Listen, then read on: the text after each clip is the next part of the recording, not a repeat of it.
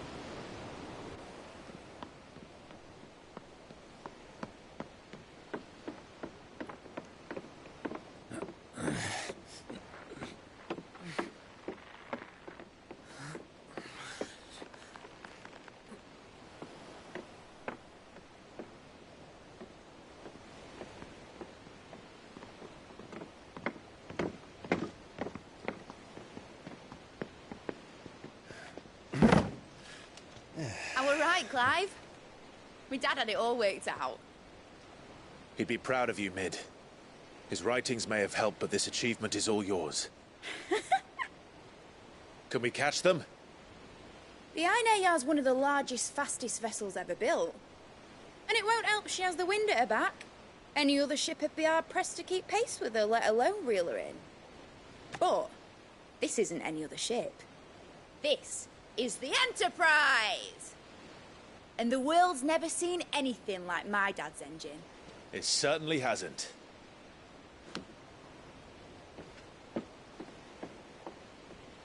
Clive, what do you know of Barnabas Tharm? Only what the bards sing. That he sailed to Ash from southern lands. That it was his mastery of the blade which won him the throne. And that his sword, Odin's sword, can sever the very threads of creation. But don't lose any sleep over a last tilt. We'll do what we must to survive. What we must. The light! I thought this cove was meant to be hidden.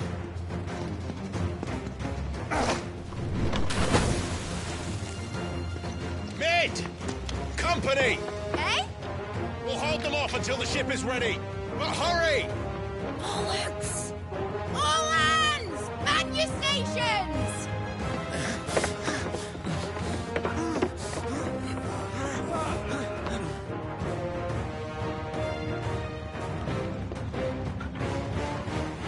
Everyone with me?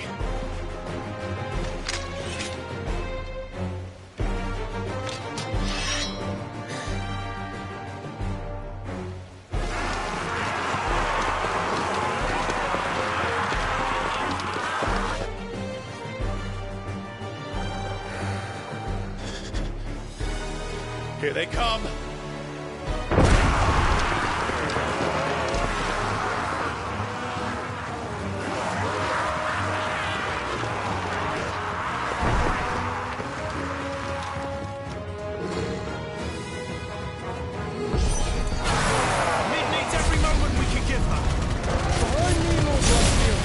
I'll take care of these fuckers.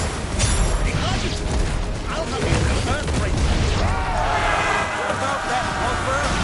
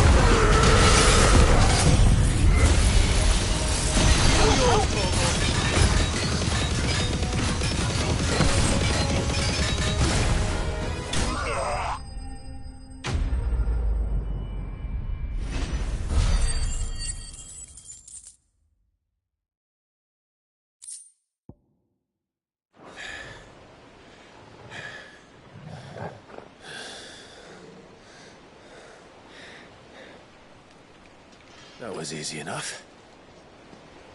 All right, you lousy lot. Get your asses on board. She's ready to sail. You heard the captain.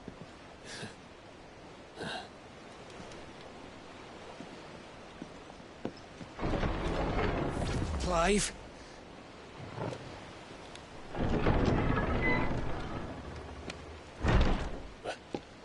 But I thought he was... Confounded. Then it is as I feared. Sleipnir is no man, but a creation of Odin.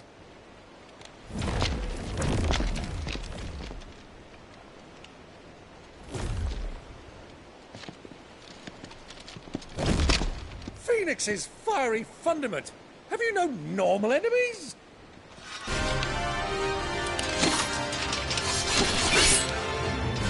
Up for another round? Of course we are.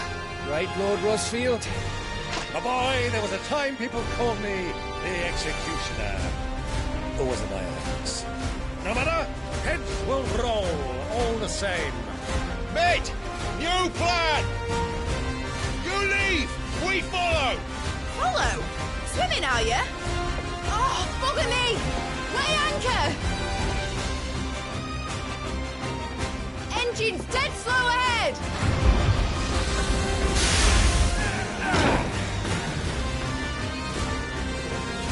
Have care, my friends. It is not blood that runs through in these days. These foes will not fall easily. But they do. Like oats before a woodman's axe. Good thing I brought one! How long are we meant to keep this up? As long as it takes. Unless you have a better idea. Well, I've already killed at least 5 of the bastards. Fuck it. Let's do the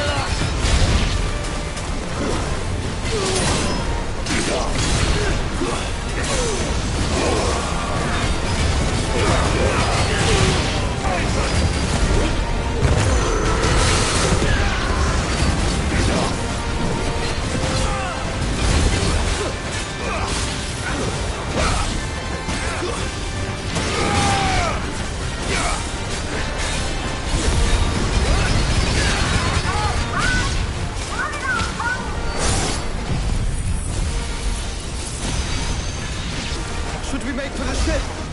Not yet. Wait for my signal.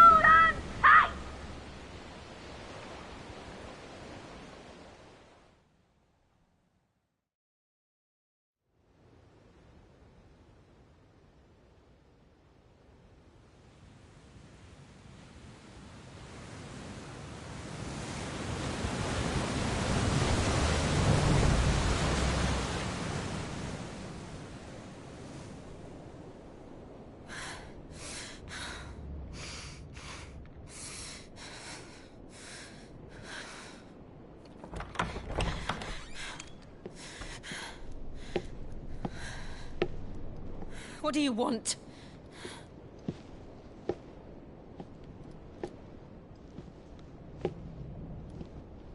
That's quite a mess you've made. And wholly unnecessary. You are my offering to Mythos. I would not see you damaged.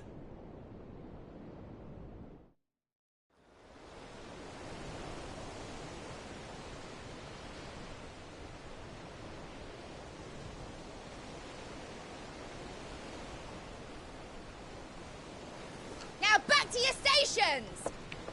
Every bell spent treading water puts another league between us and the galleon.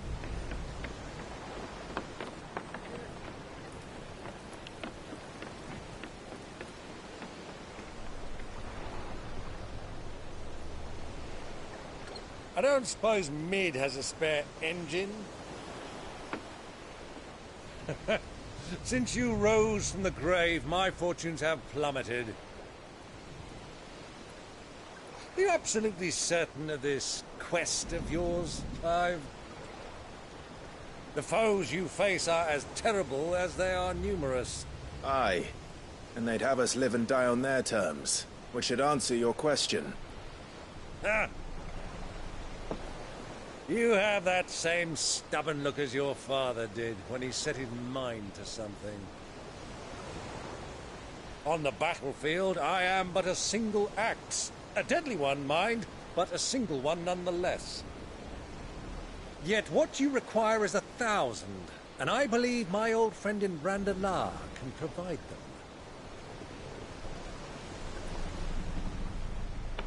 Take care, Clive. I have many more tales of your father's exploits to share. And I cannot very well do that if you're dead. Again. Good luck, Uncle. And may fair winds attend you. As for you, Joshua, take care. I shall do my best, Uncle. Farewell, my nephews.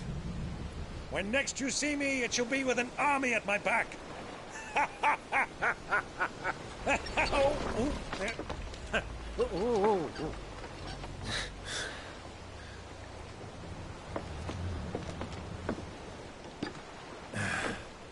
Cheerio!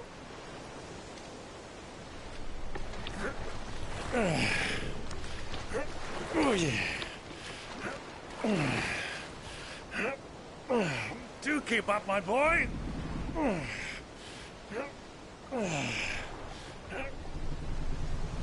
Well, we can't have him showing us up now, can we? We would never hear the end of it.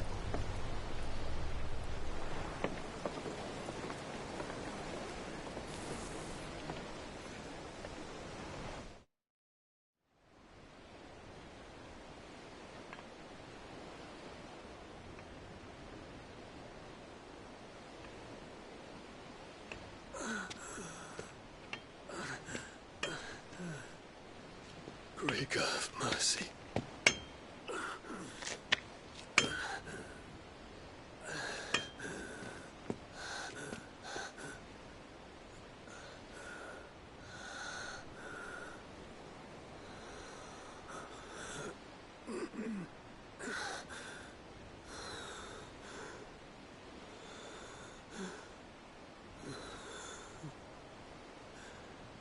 All this.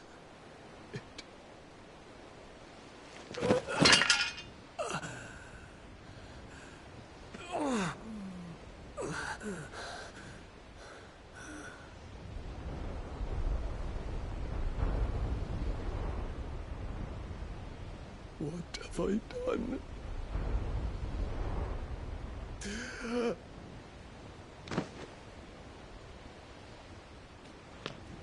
My lord.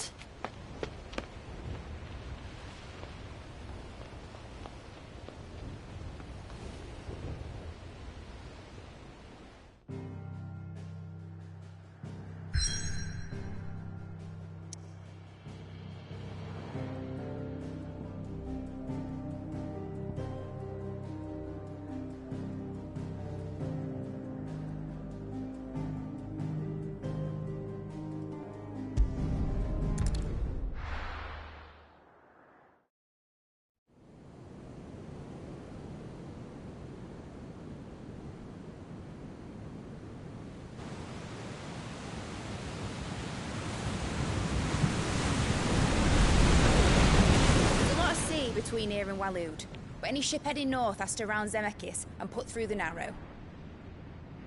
Maintain our current bearing north-northeast, and we'll catch the Black Galleon before she vanishes again.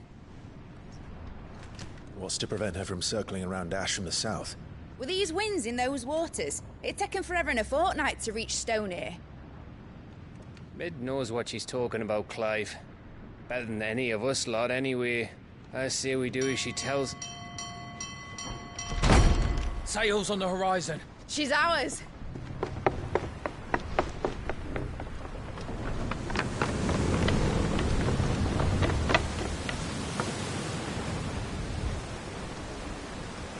Look alive, boys! Full ahead! And keep those furnaces fed! Aye, aye! Do you feel that? Jill. All hands! Battle stations!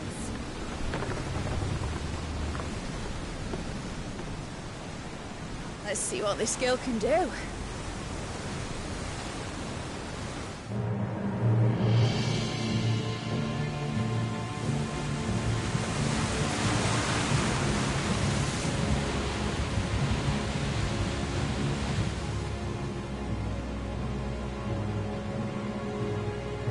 Where one leads, so does the other follow. The bond of consciousness which joins them condemning both to the same fate. Yet my every attempt to strike it from their hearts serves only to tighten its hold.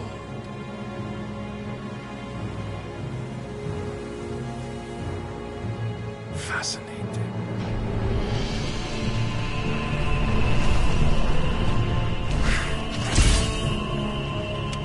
But then, there is naught my blade cannot sever.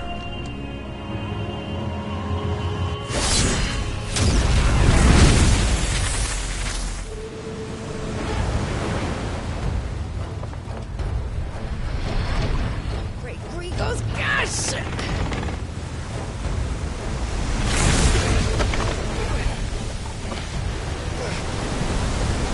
One of us.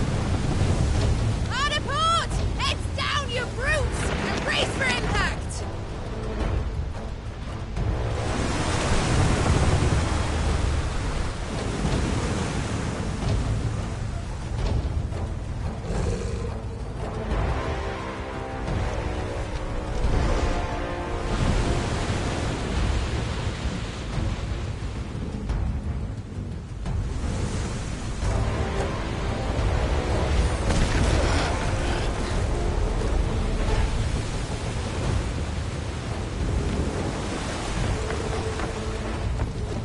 It's now or never.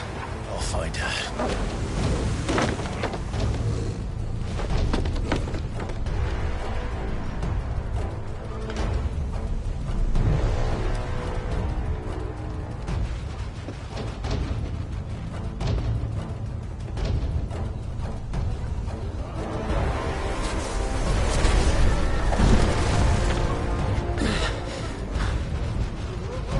Bloody hell!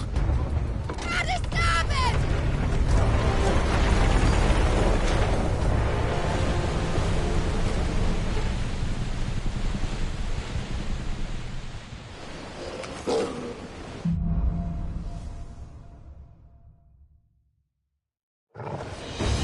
Where did you hide, Harmonious?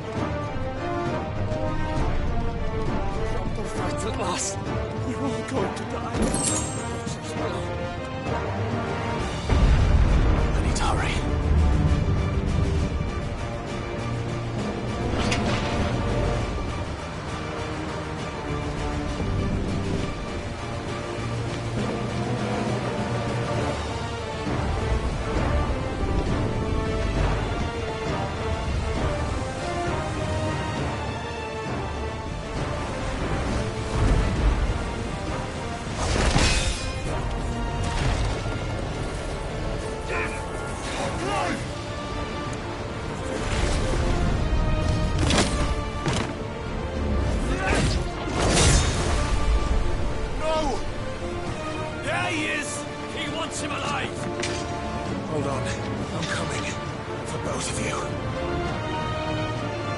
Extra seconds!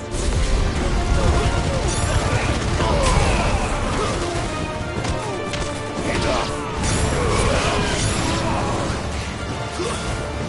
Stay down!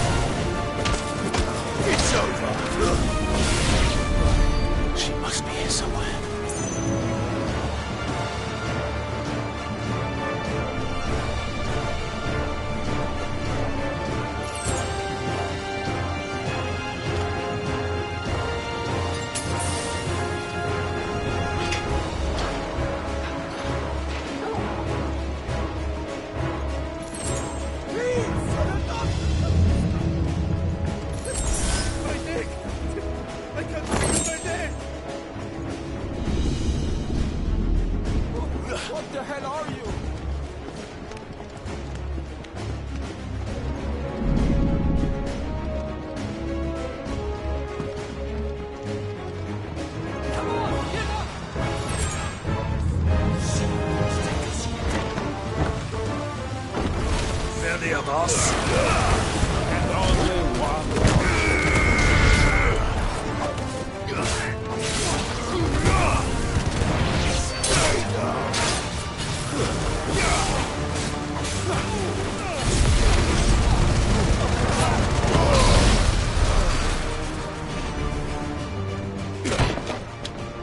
Jill! You came. Get back!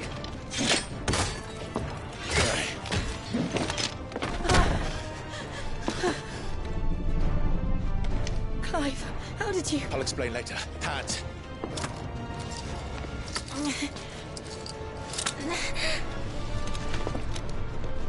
Can you walk? Out of here I can.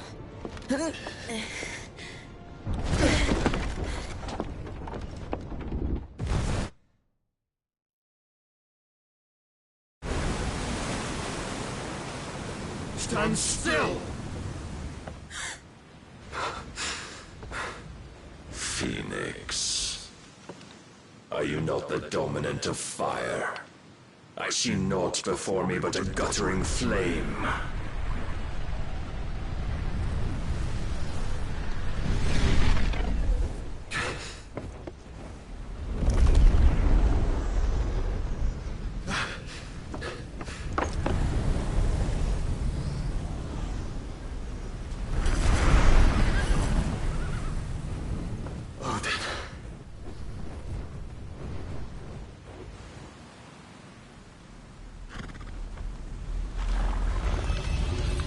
In earnest then.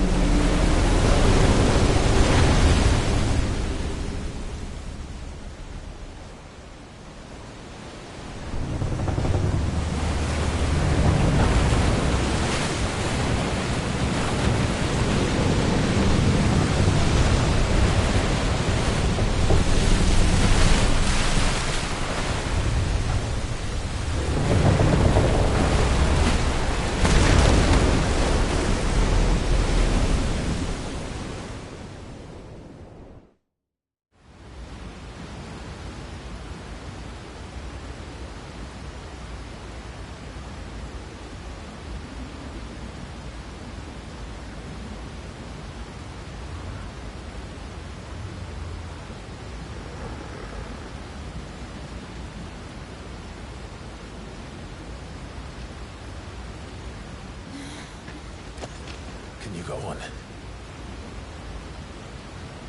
I think so.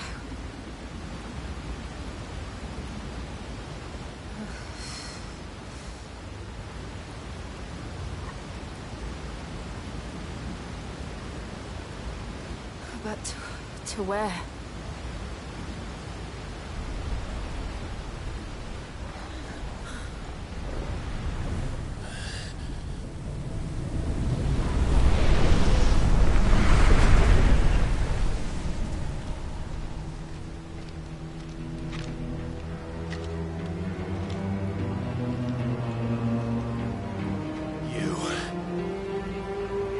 What did you do to Joshua?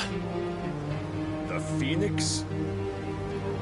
Oh, I expect he will survive.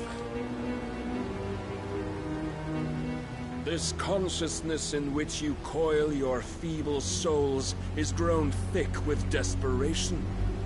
And thus has my master turned to my blade.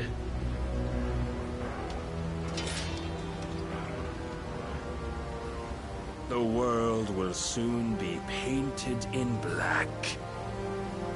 And all that live shall gather in death's autumn wake.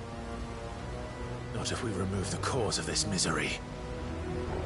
Not if we destroy the last of the Mother Crystals and restore balance to the world. Come. Do you truly think it's so simple?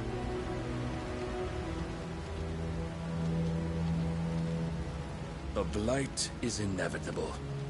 Not even the Almighty might stop its endless march.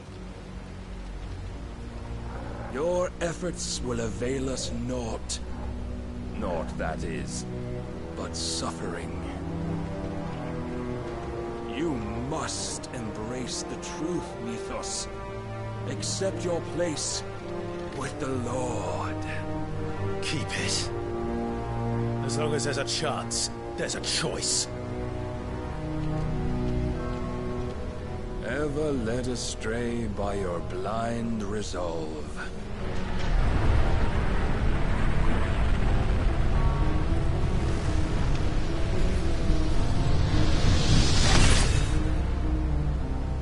Now, it is time you learn the inevitability of your divine fate. However much it may hurt. Get as far away as you can. Clive, no. Trust me, Jill.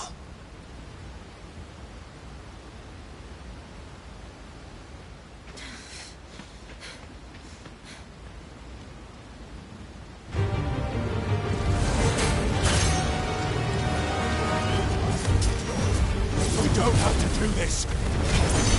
Oh, but we do. If only to remind you of your duty.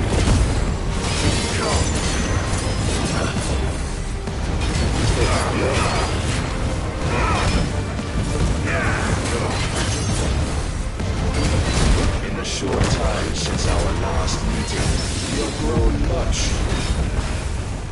Yet as a vessel, I fear my lord will still find you lacking.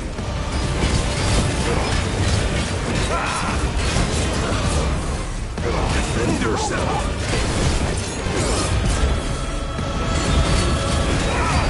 All this fire and fury, for what?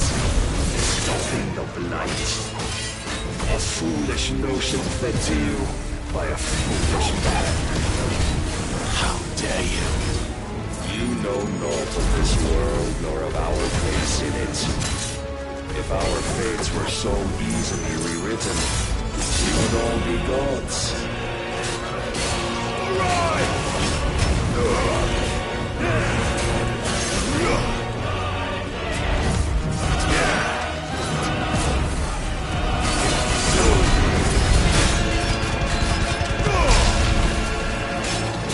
I have seen enough.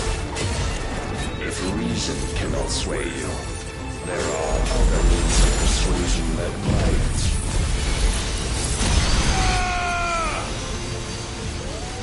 Cast off your shades. Rise, Mythos.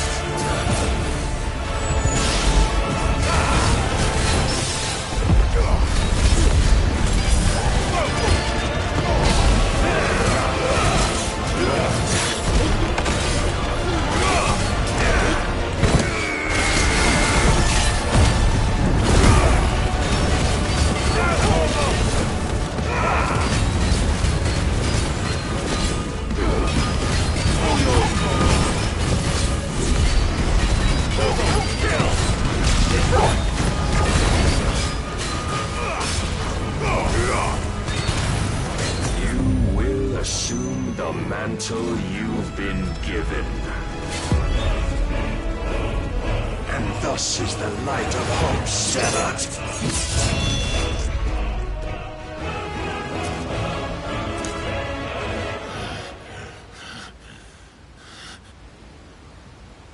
You would yield so soon. Never. Clive!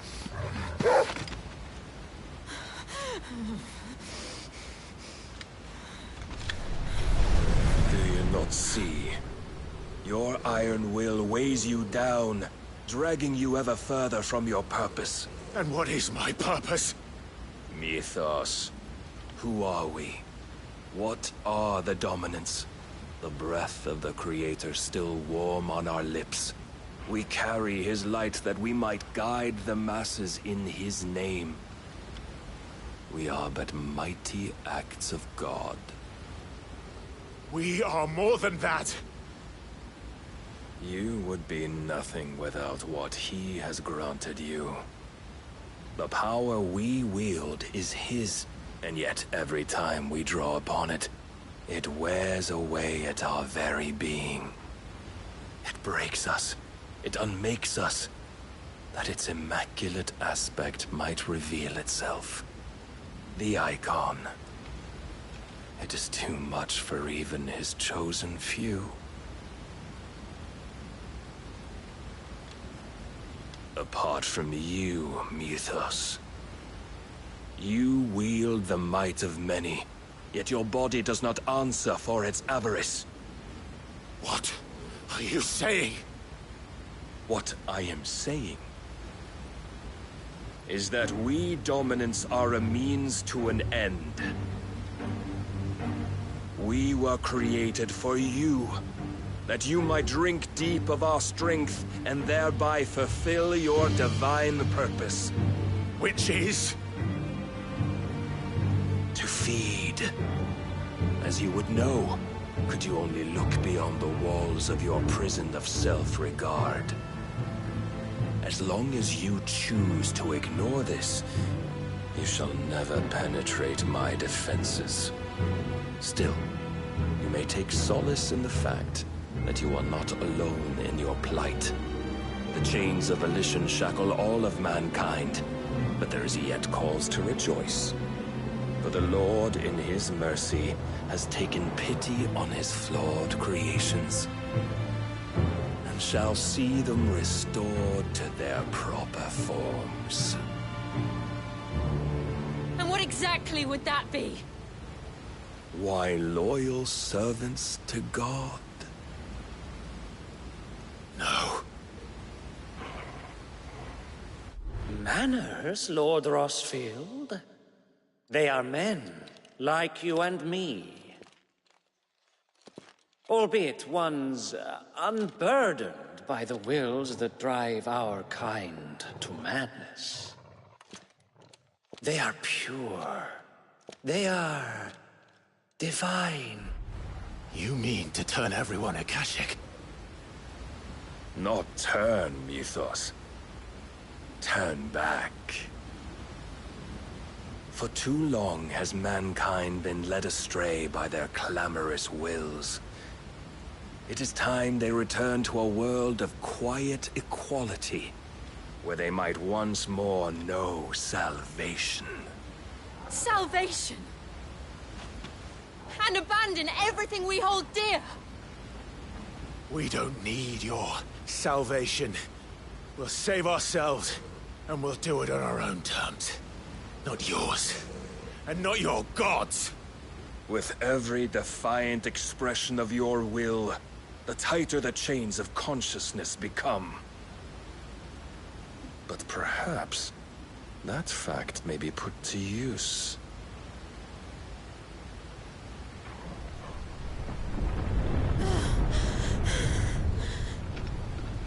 Clive! The faster it binds you to the remaining dominance, the stronger your hunger will become. Until it leads you back to the only answer there ever was. Mayhap not by the path my master intended, but back all the same.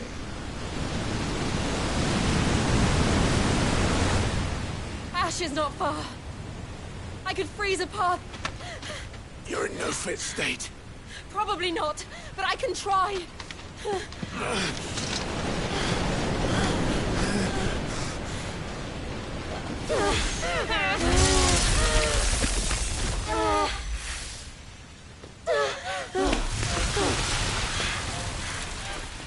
Don't look back!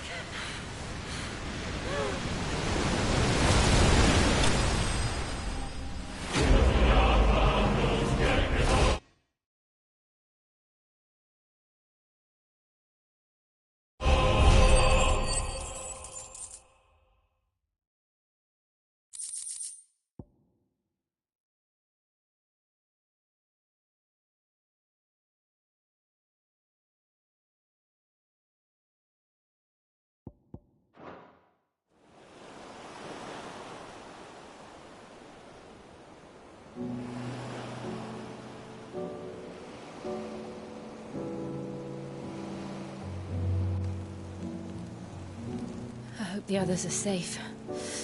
The Enterprise was clear of the gap when we fell. They made it, Jill. And they will have seen the ice, where it led. We need only wait till dawn.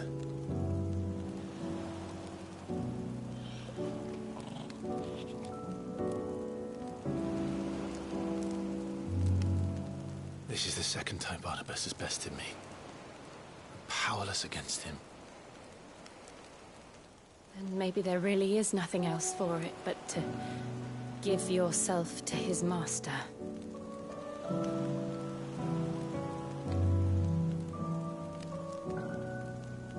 Only you won't do that. The Clive I know would never do that. So you believe? But do you really know me? If what Barnabas said was true, then I'm more monster than man. And each time I summon the flames from within, I burn away the things that make me who I am. Do you, though? Think of what you've used that power for. Of all the people you've saved. It doesn't matter how or by whom it was granted, only how you choose to use it. And you've chosen to use it for good, haven't you? I've also used it to kill. What if that's my purpose? What if it's all I'm good for?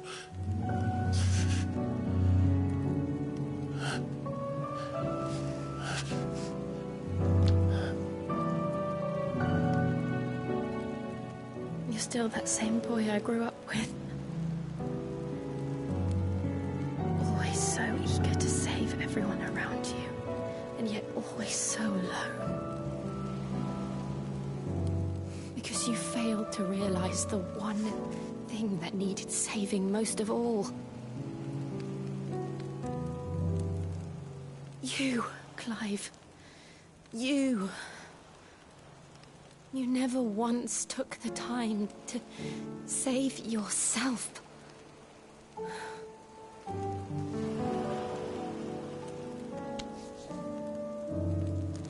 Myself?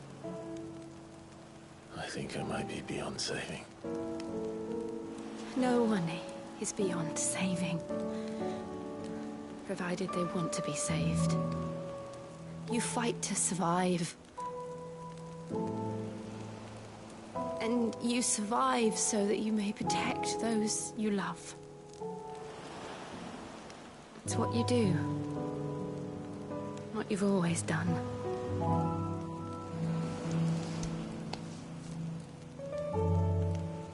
And I know you're not about to change. So I'm going to help you. To give you what you need to protect us all.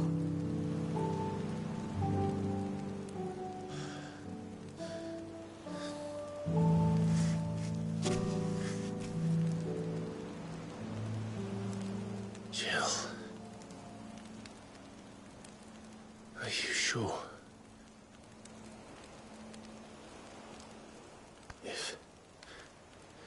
If this is what you want, then...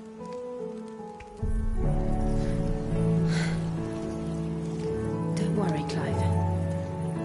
It is.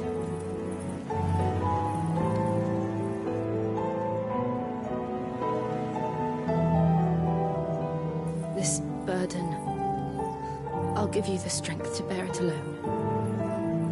But I'm not alone. These burdens I carry, my sins, my pain, my sorrow, I see now that they are all a part of me.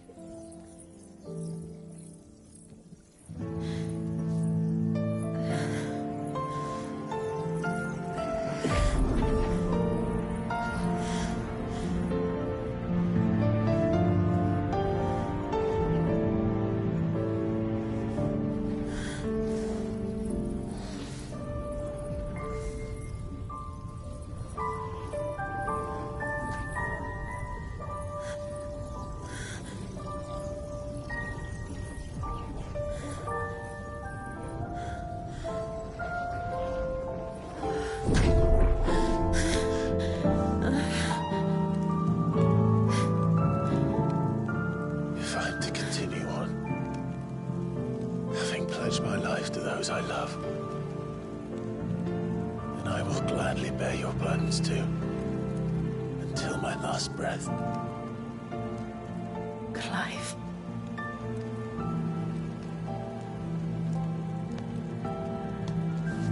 I promise you, Jill,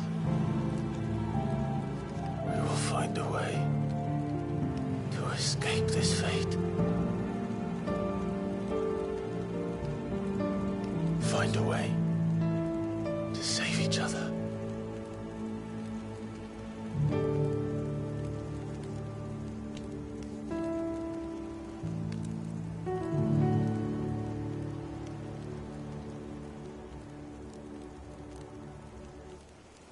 That we might one day look upon the moon again, together.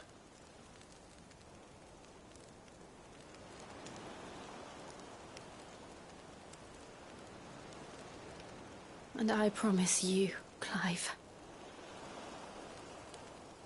that I will be there, no matter what you must become. I know.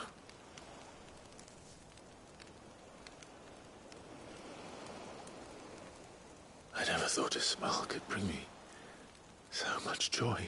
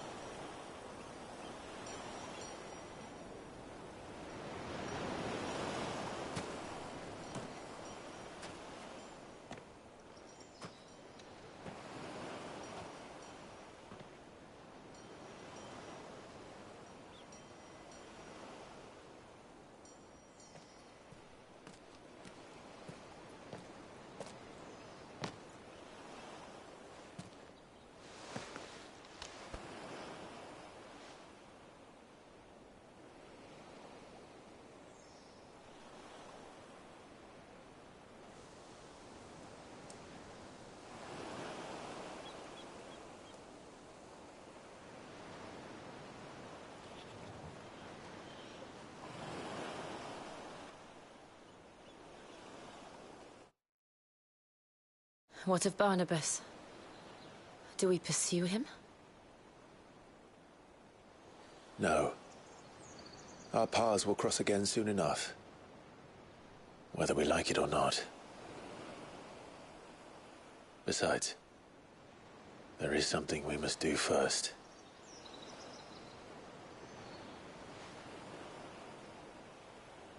Of course. Drake's spine. The last Mother Crystal. The Einherjar is at the bottom of the sea. Waloed won't dare move on Storm without her. But they know we're coming now. We'll need a plan. And a damn good one at that. Then let's go home and find one. Ash will have to wait.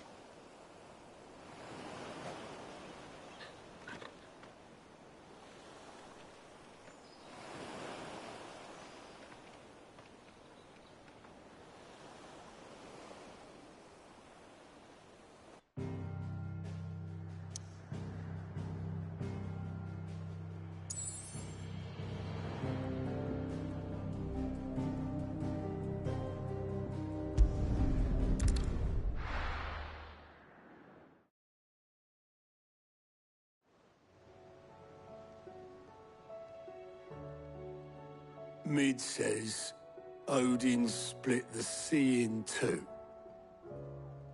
She's always been partial to a tall tale. But there's tall, and then there's tall. I struggle to believe it myself. I see your uncle isn't with you. He stayed with the Enterprise. After our brush with the Einherjar, she was in urgent need of repair. And my uncle knows a shipwright in Randalar. We're to join him there when we're ready to sail for Ash. You sure that's wise? Last I heard, the place was still overrun with Akashic. Show me a city where that isn't true. Ultima's plague is spreading. We're running out of time, aren't we? We've done our best to shore up that hideaway. But I doubt a few planks will stop what's coming. Still, we'll keep at it. Every little helps, I suppose. Let's hope so.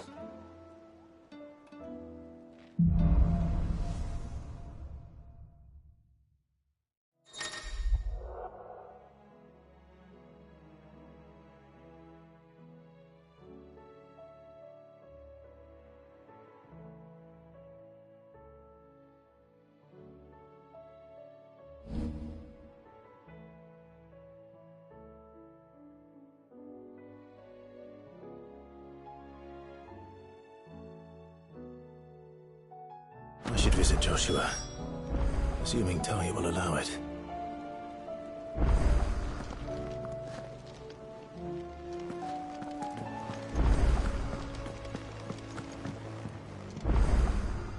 Heard the bad news then, did you? What bad news? About Dravost. Blackthorn's old haunt. With the forge and all that. Well, anyway, the mines just down the road from there are spewing at ether like no one's business. And the village?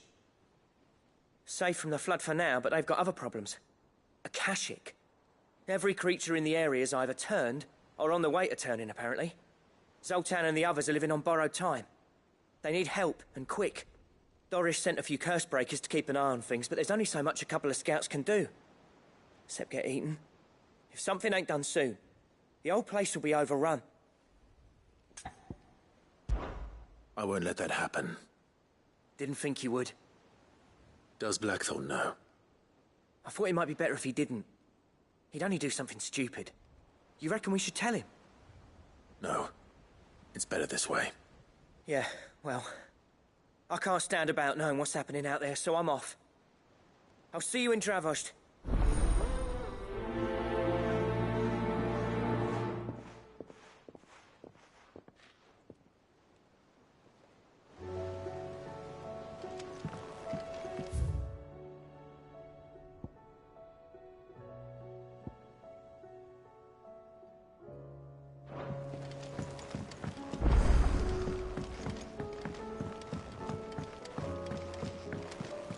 Covered in nicks and lumps, the lot of them.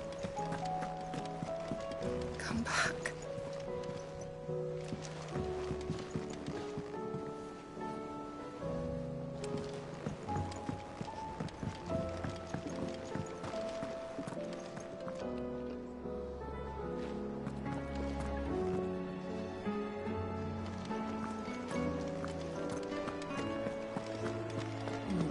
stew's awfully thin these days.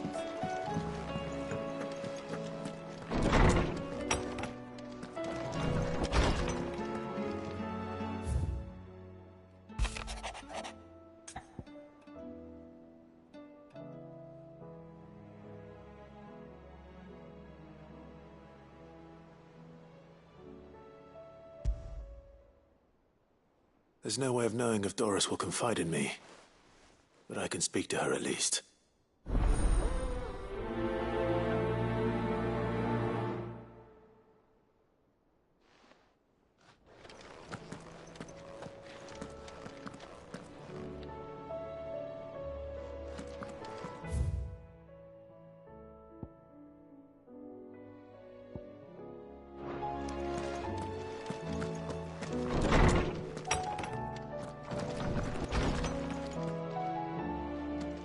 My Lord Marquis, I heard about Eastpool. That some of my fellow Guardians are to build a new home there, both for themselves and for Madame Martha's bearers. Is it true? It's true. The village is to be rebuilt. I have many fond memories of Eastpool. When I was a child, we would visit my aunt and uncle often. They would lavish attention upon me as if I were the son they never had. I went to see Aunt Hannah after my uncle passed away, but not nearly as often as I should have. Oscar, I'd like you to assist Sir Wade in the rebuilding efforts. But my lord, my training is not yet complete. I couldn't possibly. I warned you I might not be the easiest of masters, but I'm not as hard-hearted as that. Go. Be with your aunt. Rebuild her home. Is what she would have wanted. Yes, my lord. Thank you, my lord.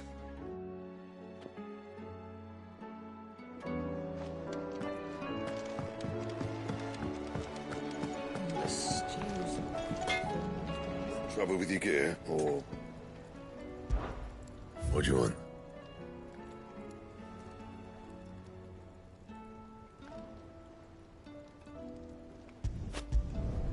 Should last you a good while.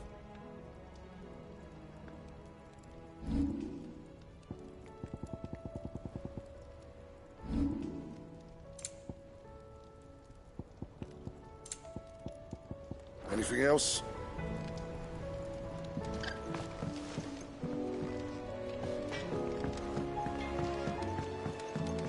Have you tried Molly's lemon tarts?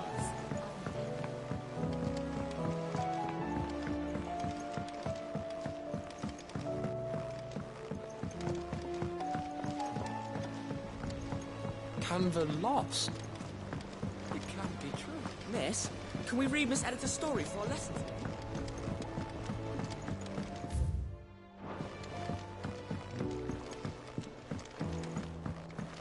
How was she? The Enterprise, I mean.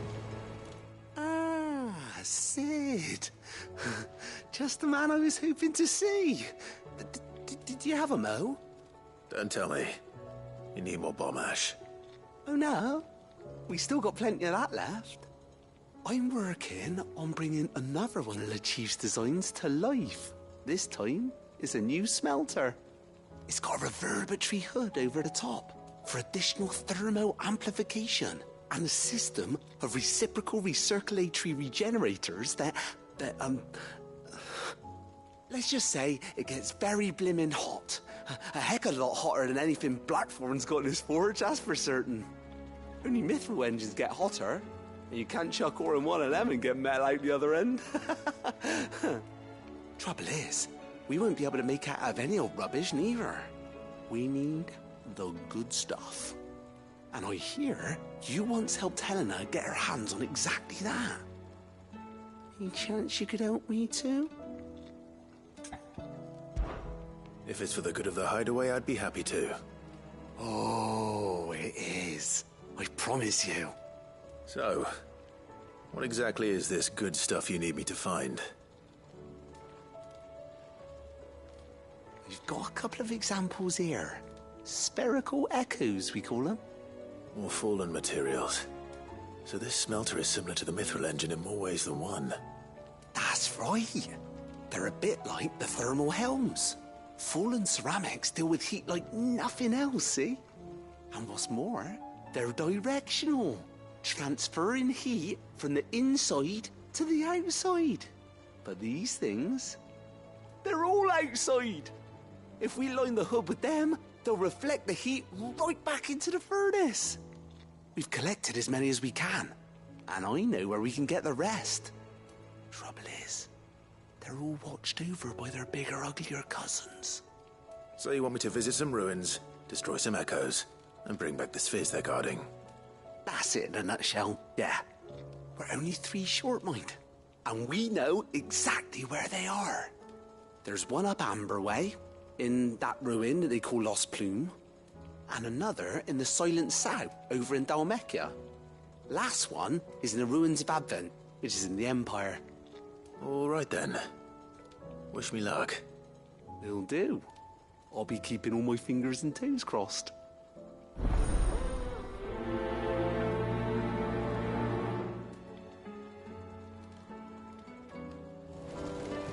With Canva in the hands of Akashic,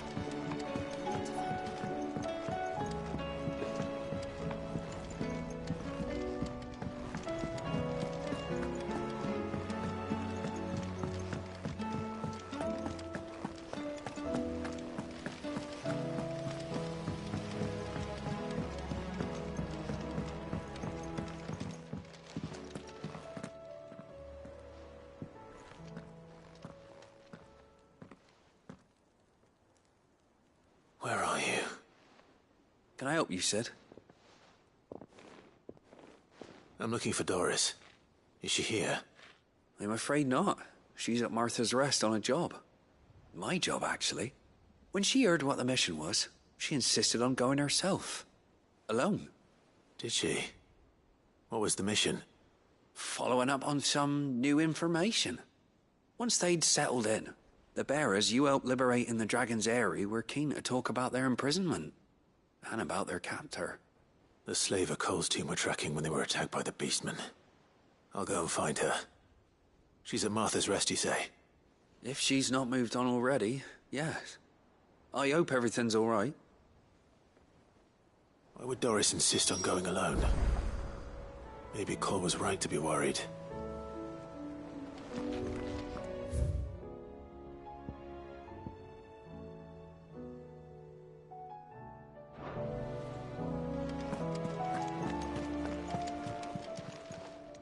Fancy a look at the list, do you?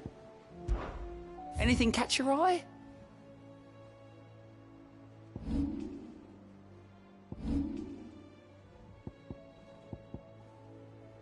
Always something in there.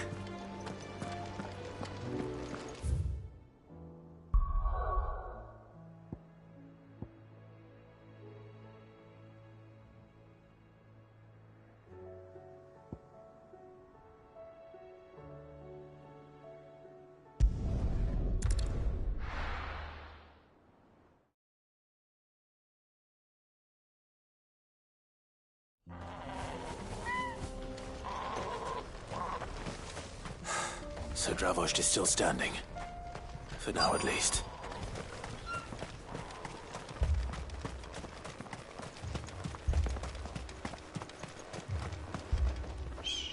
Clive!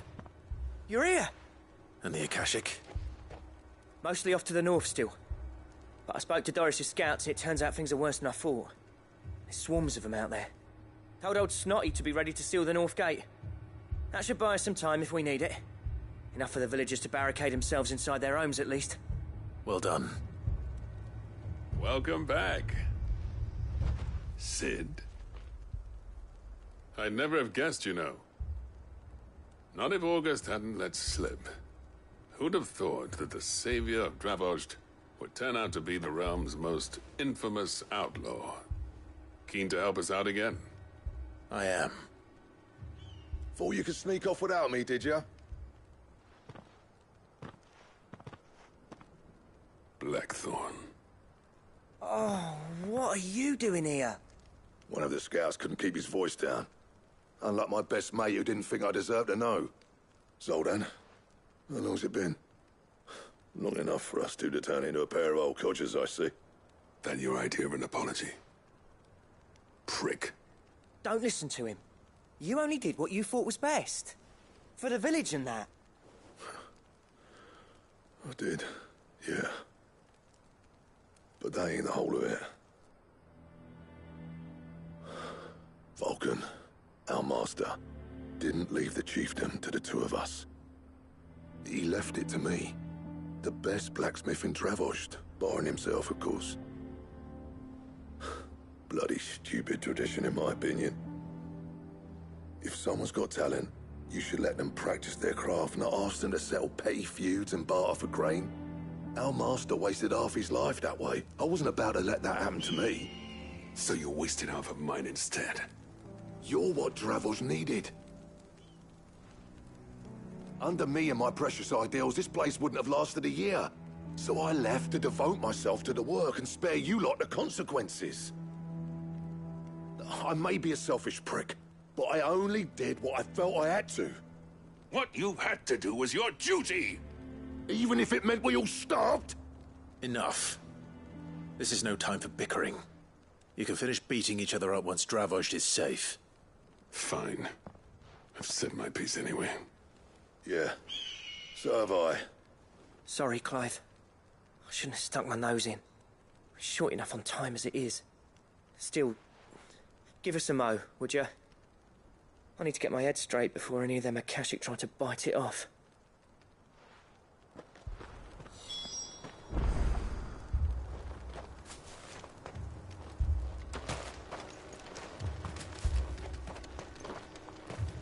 Anyone without a blade, come and get one. Sharpest edge in Dravost, guaranteed. You, ready for the off, then? We can't afford to waste any more time. Right you are. Might be worth having one last word with the scouts, though. Don't want any nasty surprises, do we? Oh, and Blackthorn, you and Zoltan might be better off staying inside the... Akashic on the move. How close are they? Within sight of the walls, and there are more coming up from the mines. What was I saying about nasty surprises? They'll wash right over us if we stay out in the open. We're pulling back behind the gates. Good idea. Get yourselves inside, but keep your weapons handy. Understood.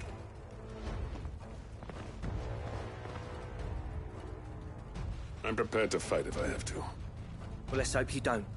That's our job. Once the scouts are inside, order your men to barricade the gates. No heroic last stands, you hear me? No fighting at all if you can help it. August's right. I've seen what Akashic beasts can do to armor. The people here are tough and willing, but they ain't equipped to face what's coming. I'm going out there. Start work on the gate as soon as I've left. I'll give you as much time as I can. And if they kill you? You evacuate. But it won't come to that. I promise. You'd better be right. Take good care of Dravost till I get back. Leave it to me. And give those things what for, yeah?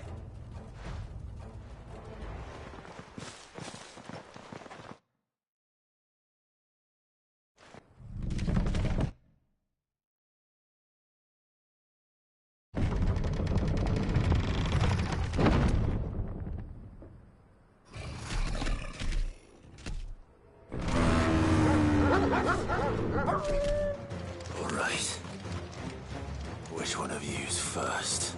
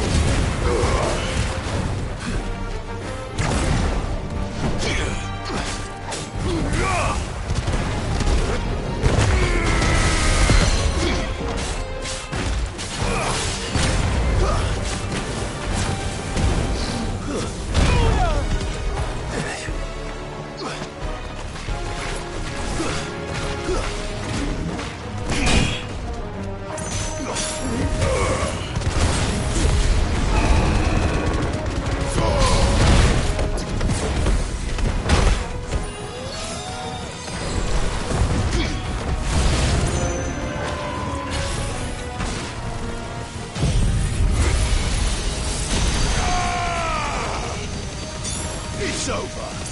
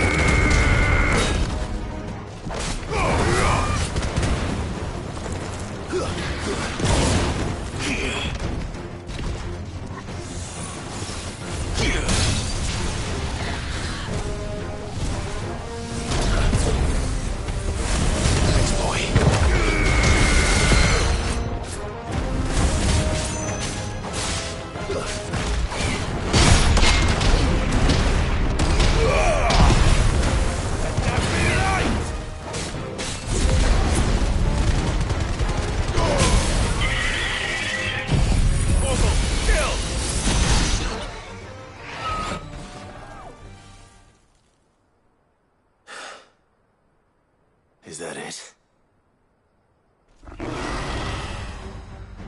Apparently not.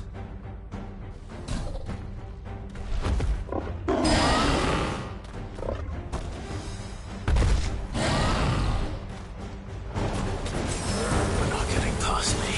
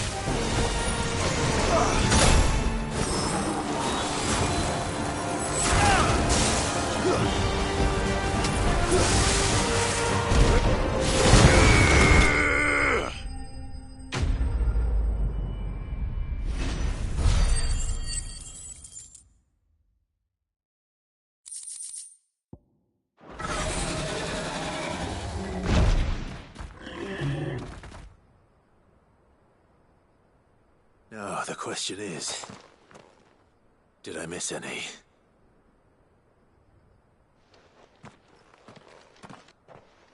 Man alive! You're still in one piece! I slew as many as I could. As many as I could, he says. The old bleeding lot, more like it. Well, almost. Only almost. Yeah, one or two did try to sneak over the wall. But we got the bastards, don't you worry. Good. Though you do know, more will come in time. In time, yeah. But we can think about them later. Let's get you back inside.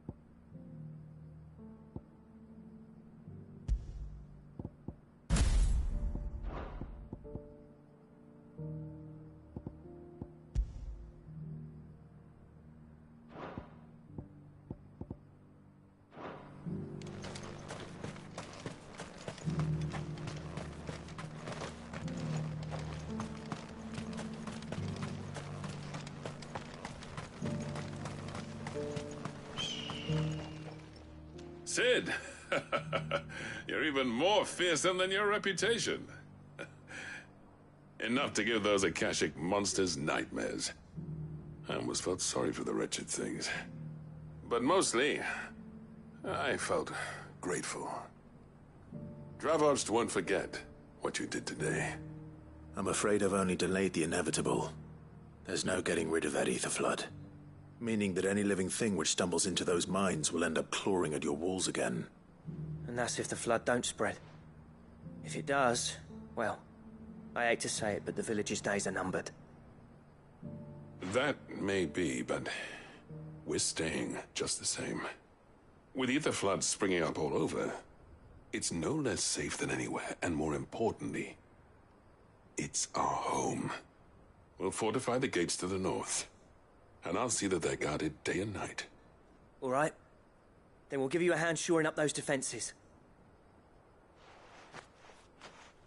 As for you, Blackthorn, that's twice you've turned up when Dravosh needed you. So, thanks. I shouldn't have stayed away so long. And I shouldn't have left without talking it over with you first. Too bloody right you shouldn't. Though I doubt I'd have listened. I always envied you. How you made everything look so easy when, for me, it was anything but. You leaving gave me the perfect excuse to hate you. And from that day on, I never once stopped to wonder what it would have been like if you'd stayed. But what you said earlier, it was true. You'd have been the death of this place. Finally, something we can agree on. I hope you see the sense of it eventually. You kept this place alive. Alive, perhaps. Wealthy even, but Dravosh isn't what it once was. Our work used to be the pride of Dalmekia. Now, we churn out the same rubbish day after day because it's easy and turns a profit. It's not about the craft anymore. I wouldn't send my sons to war wearing the shit most of our smiths are making. I've kept working, honing my skills, trying to lead by example, but no one sees the point. The average castle apprentice has as much passion for the craft as our current lot. Come back to us, Blackthorn. Remind Dravosh what a true master blacksmith looks like. I'll even man those bellows of yours if it means we can work at the same forge again. That's a kind offer. Kinder than I deserve. And I wish I could accept, but I'm needed elsewhere. There's people who trust their lives to my steel, and I daren't let them down. Fair enough. But that doesn't mean I couldn't visit from time to time. Let's see if we can't rekindle this town's passion for the craft, shall we? I'd like that. Just be sure to tell Snotty to let me in the next time I come calling, yeah? Knowing him, he'd let you in anyway. Blackthorn. The Master Smith turned outlaw, back in my good graces. I never thought I'd see the day.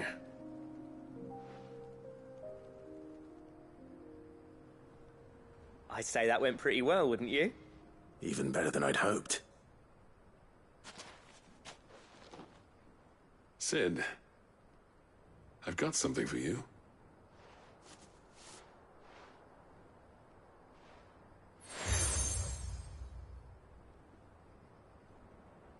And this is? A token of our lasting gratitude. But I'm of a mind to make you a far grander gift. Designs for a certain sword have been passed down from chief to chief for generations. Now hold on, Zoltan. There's a reason no one's made that blade in centuries. There's not been a craftsman equal to the task. I'll admit your cinders make impressive steel, and I've learned to hone an edge Odin will be proud of. But the engravings on that thing are enough to make a jeweler cry. And they're not just for show, either. Have you forgotten what brought you back to Dravosh in the first place? A certain ring? I knew I'd never surpass you with the hammer and tongs. So I turned my hand to a different kind of metalwork.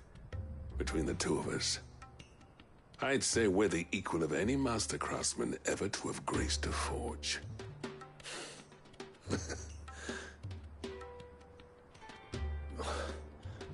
You know what? I think you might be right. Clive, you wouldn't mind if Zoltan came back to the Hideaway, would you? He's more than welcome. As long as he can keep our secret. Right. Zoltan, get your tools. We've got a legend to forge.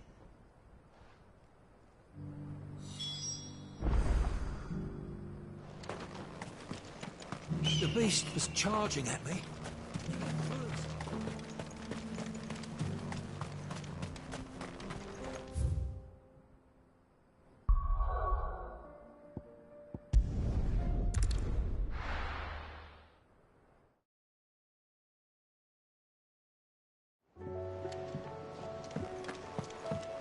Come back.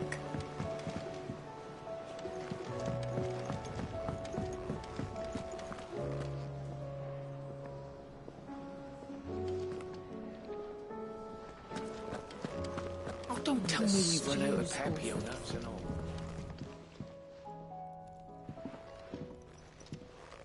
Ah, the man himself.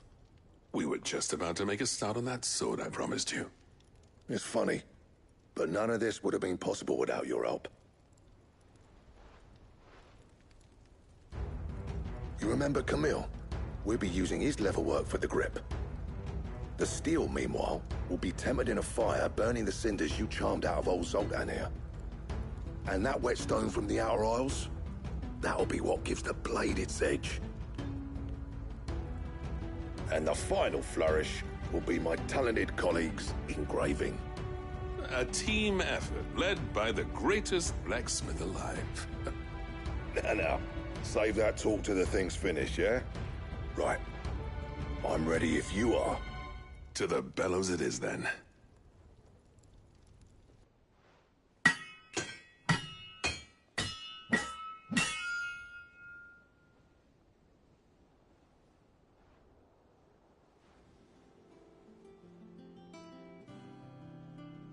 Well, bugger me.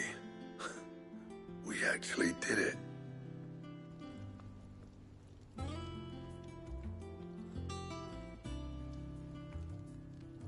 The sword to end all swords. Ragnarok. It's quite something. I, trust you'll take good care of it. Thank you. Both of you. So, does this make you pair the greatest craftsman alive, then? This? Nah. This was just following the footsteps of the greats of old. It'll take more than that to earn us our place in history. But we're up for the challenge. Here. A list of materials. Zoltan and I got talking on the long road back from Dravost. We reckon with those items there, we could craft something even better than the Ragnarok.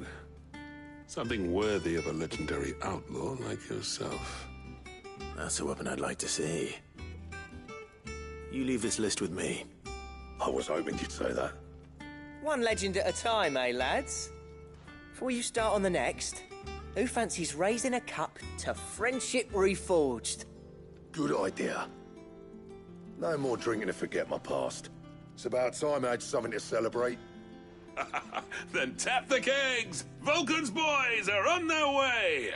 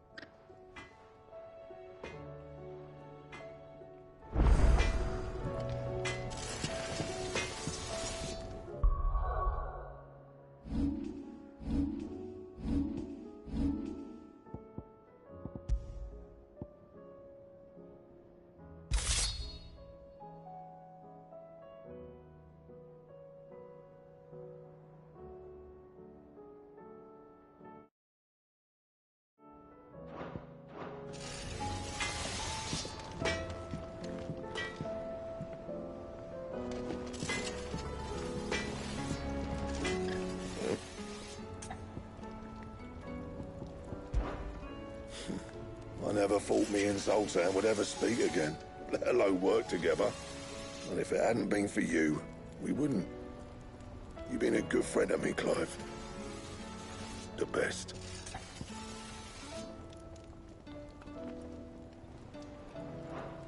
I'll keep the forge up. Oh, don't tell me we've run out of Papio nuts and all.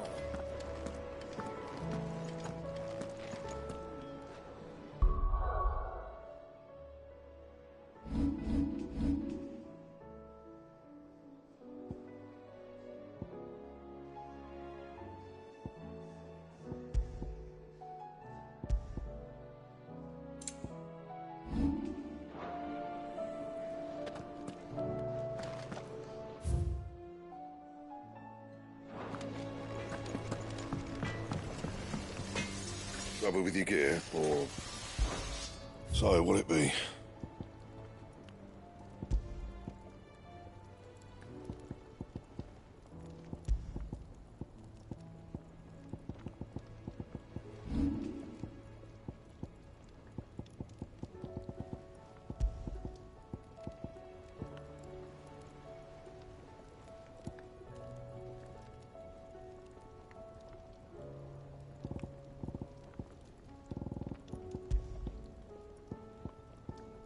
And?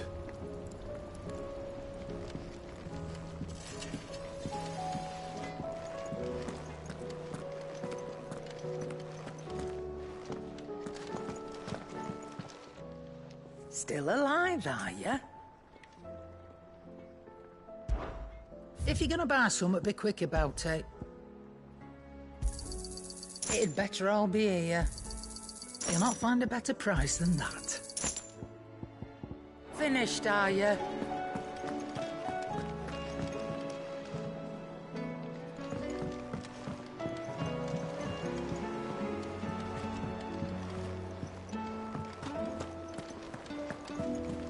Covered in nicks and lumps.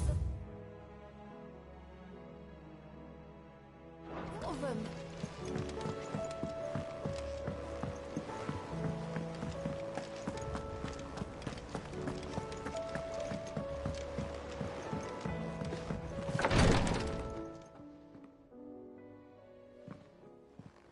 How are you feeling, Joshua?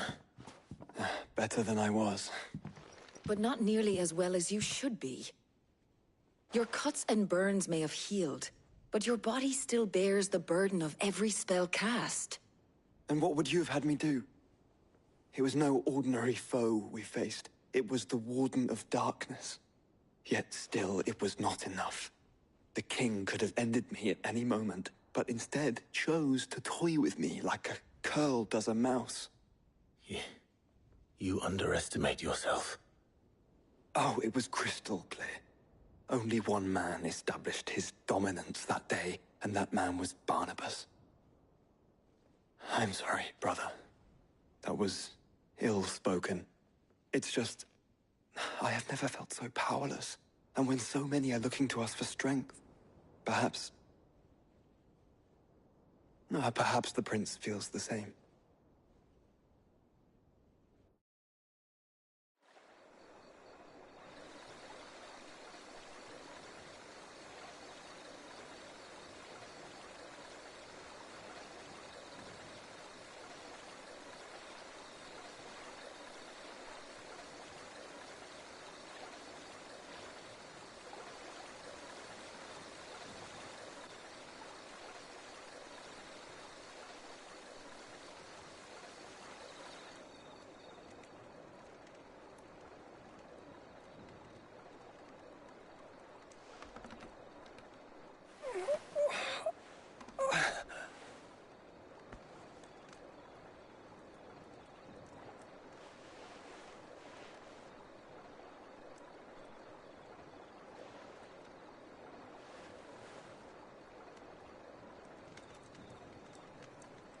What is this place?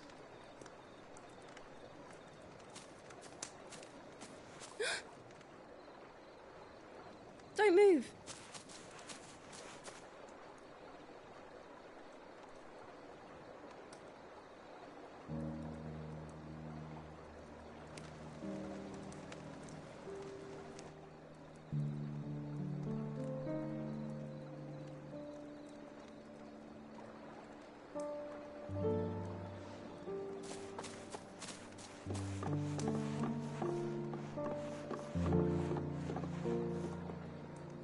Here, it's fresh from the well.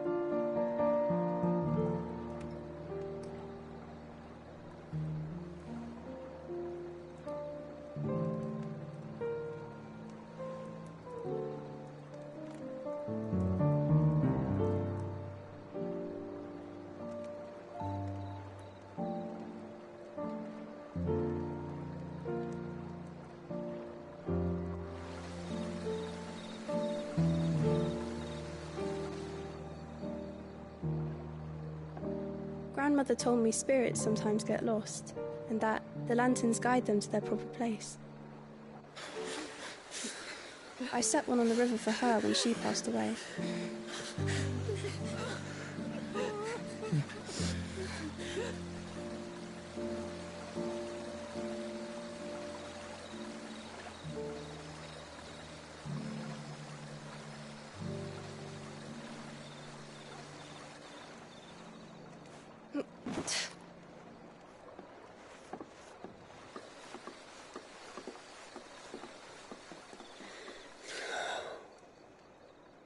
The fiend works from the shadows.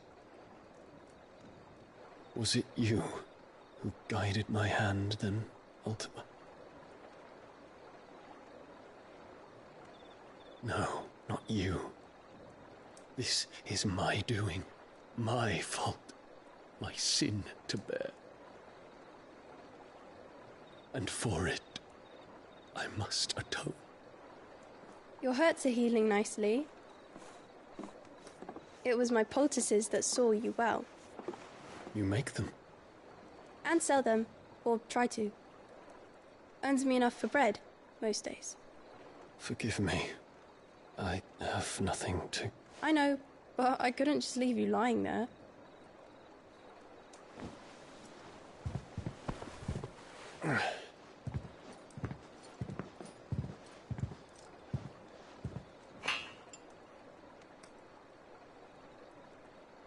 You're going then? Of course. I'm healed. Thanks to you and your poultices. Will you promise to come back and visit?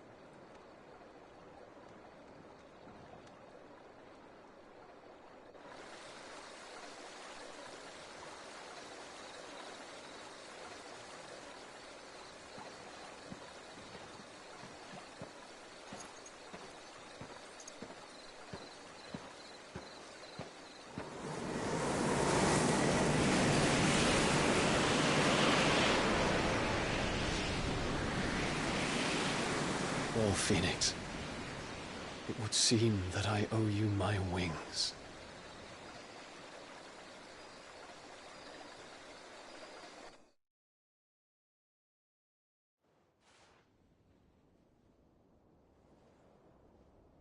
Perhaps he can find an answer. You will be returning to Waloed soon, I gather. I see no reason to wait. Then neither do I. I can think of a few, but I doubt they'll stop you. You will take your medicine. Of course, Lady Daya. Set on leaving already, are you? How long will it take us to get back to Ash? Dunno, about the same amount of time it took us to get here. Maybe less, if your uncle can find someone trustworthy to patch up the Enterprise. All depends on where we're putting into port, mind. Yes. It's not as if we can put ashore wherever we choose. We have to assume that the whole of Ash is hostile, and that we'll be attacked on sight. Then we must find a place they won't think to look. And I have an idea who might know of one. The Professor! I'll go and tell you coming. While you're plotting our course, I'll be in the shelves with your lawsman. I wish to pick his brains about Ultima. Then I'll talk to Karen about supplies for the journey. They may not be easy to come by in Ash.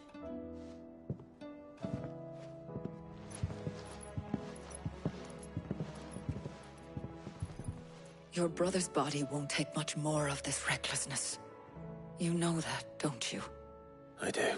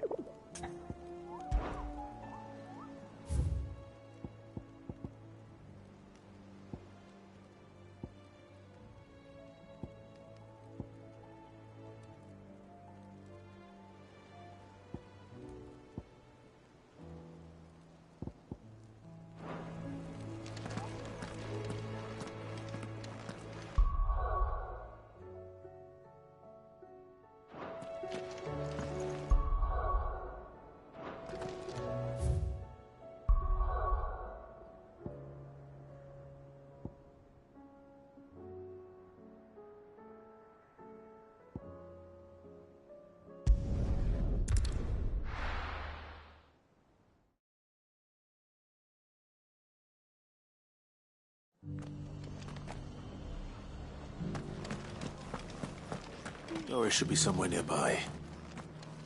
Assuming she's still here.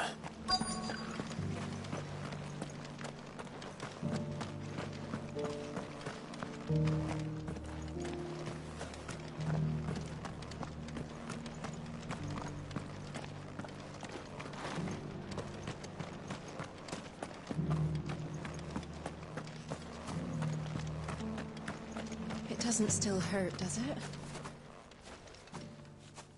It's been a pleasure, Doris. Just like old times. I'll give your offer some thought, my lady. How goes the investigation? Sid, what brings you to Martha's Rest? You. I heard you were out here on your own, tracking our slaver. I trust you're being careful.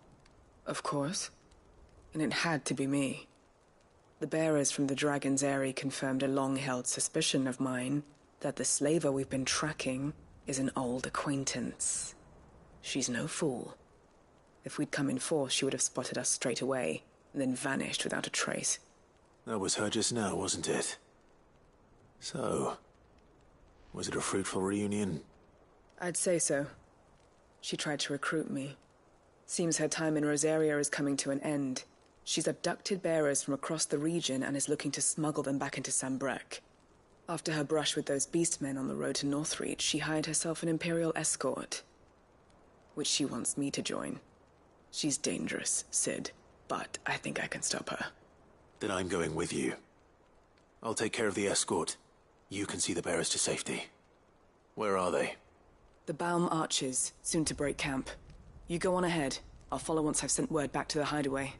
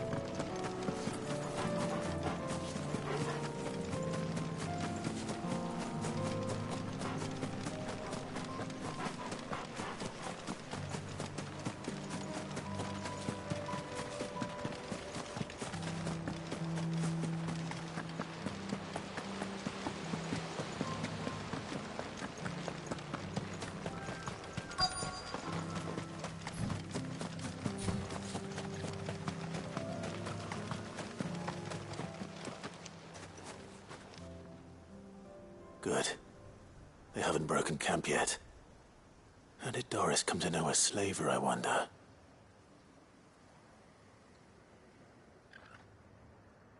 We've waited long enough. She's not coming. Ready the bearers. We're leaving. Back to civilization, is it, Mom? With all haste, lest any of you lackwits start talking like these feckless bumpkins. I presume your men are ready. We've suffered too many delays as it is. Any more, and I'll be docking your pay. Yes, Mom. Oh, but before you go, it appears we have company. Kill him. You're welcome to try.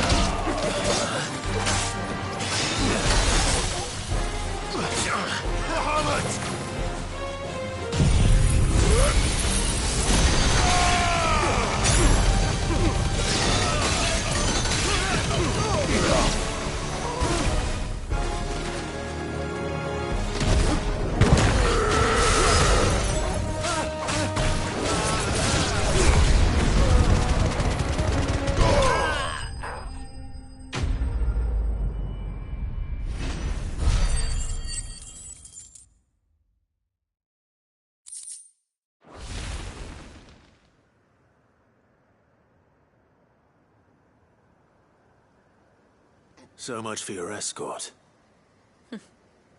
You'll forgive me for not avenging my men. I'm not the swordswoman I used to be. I surrender. Do with me as you wish, Sid the Outlaw. Sid! Ah, Doris. I take it you're not here to rescue me from our brooding renegade? You know, I always wondered where you'd vanished to. But casting your lot with this criminal of all people. Better fighting for a cause than killing for coin. I'm sorry, Sid. I should have told you sooner. This woman, my former master, once trained bearer children to be weapons in service of the highest bidder. She raised me like a daughter. And I did terrible things to earn her favor. It wasn't all terrible, surely. We had our fun, too. You were always so eager to learn, and had such clever hands. All my other children took either to the blade or to the books. Always either or. But you proved yourself a master of both. That's why I kept you for my own. How about it, my little dagger? Care to swear that blade to me again? I never swore my blade to you, nor will I ever. I fight for a higher cause, to liberate the bearers of this world. Farewell, Master. Thank you for making me the weapon I am. You always were a righteous child. Perhaps that's the reason I loved you so.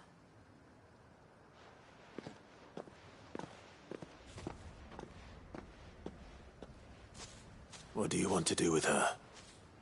I am not the killer she wanted me to be. Not anymore. And she no longer has friends in high places. The Dame does, though. Her connections at the Imperial Court will see that justice is done. All right. If you're certain. I am. And thank you for everything. Now, I better let these bearers know that they're safe.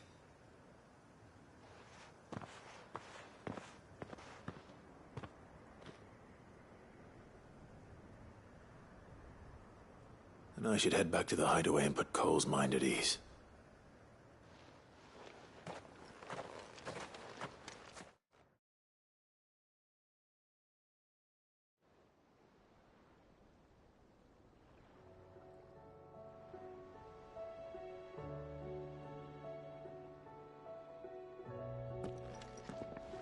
Welcome back, Sid. Doris's message just arrived. I hear you saved more bearers from being smuggled across the border. With any luck, they'll be joining us in the hideaway shortly. Oh, and your letter. You don't need to worry about Doris anymore. I'd been hoping as much. She mentioned one or two things in her report. So the slaver we'd been chasing all these months was her former master. Wish I'd known. She's been arrested, by the way, over in Sandbreak. Went quietly, or so we're told. And she won't be getting off lightly. The Empire may have no love for bearers, but it's none too fond of black market traders either. Can't have been easy for Doris. I'm sure it wasn't. But don't worry. She'll be all right. I hope so. Suppose you should know, eh? You had quite the past yourself before you came here, or so I understand. Anyway, thanks again, Sid. The Cursebreakers would be lost without Doris. And you, of course. Keep up the good work, Cole.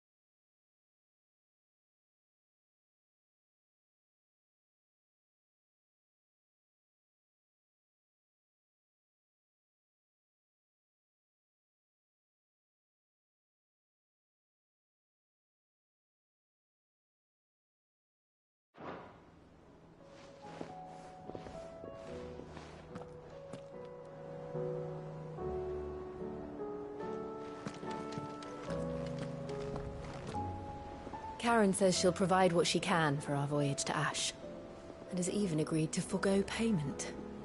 Until our return, that is.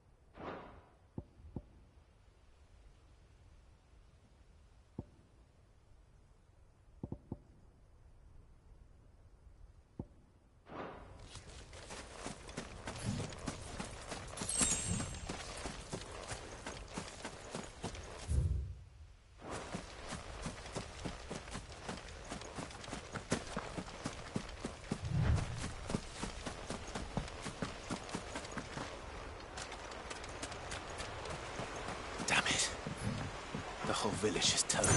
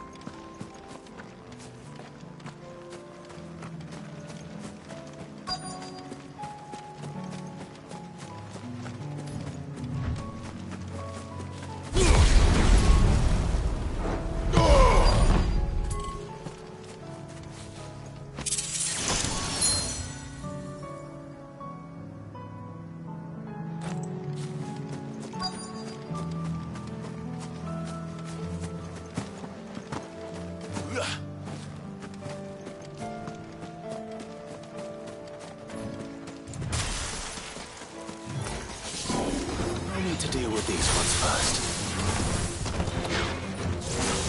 Let's try.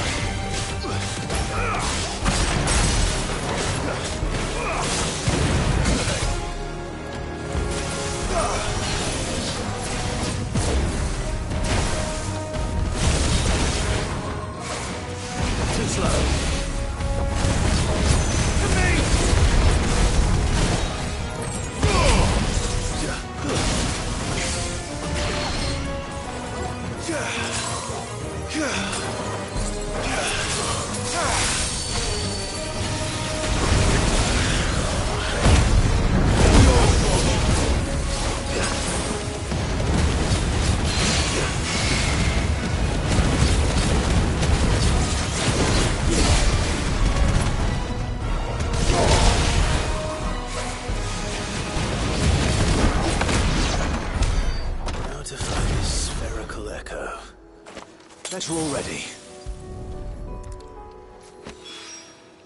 This is it. Right then. Just two more to find.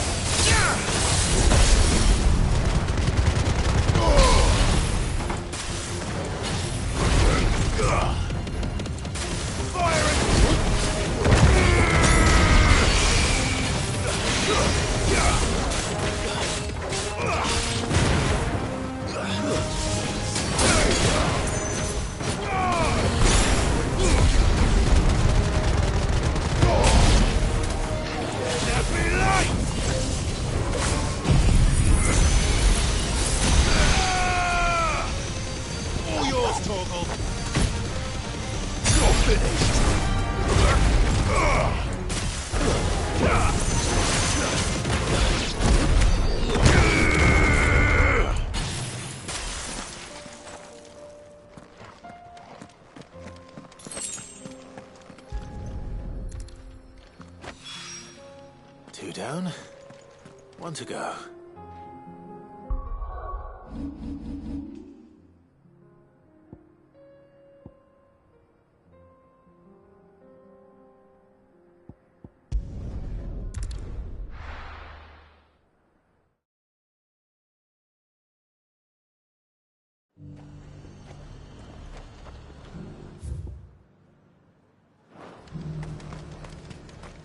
Sell anything today? As much as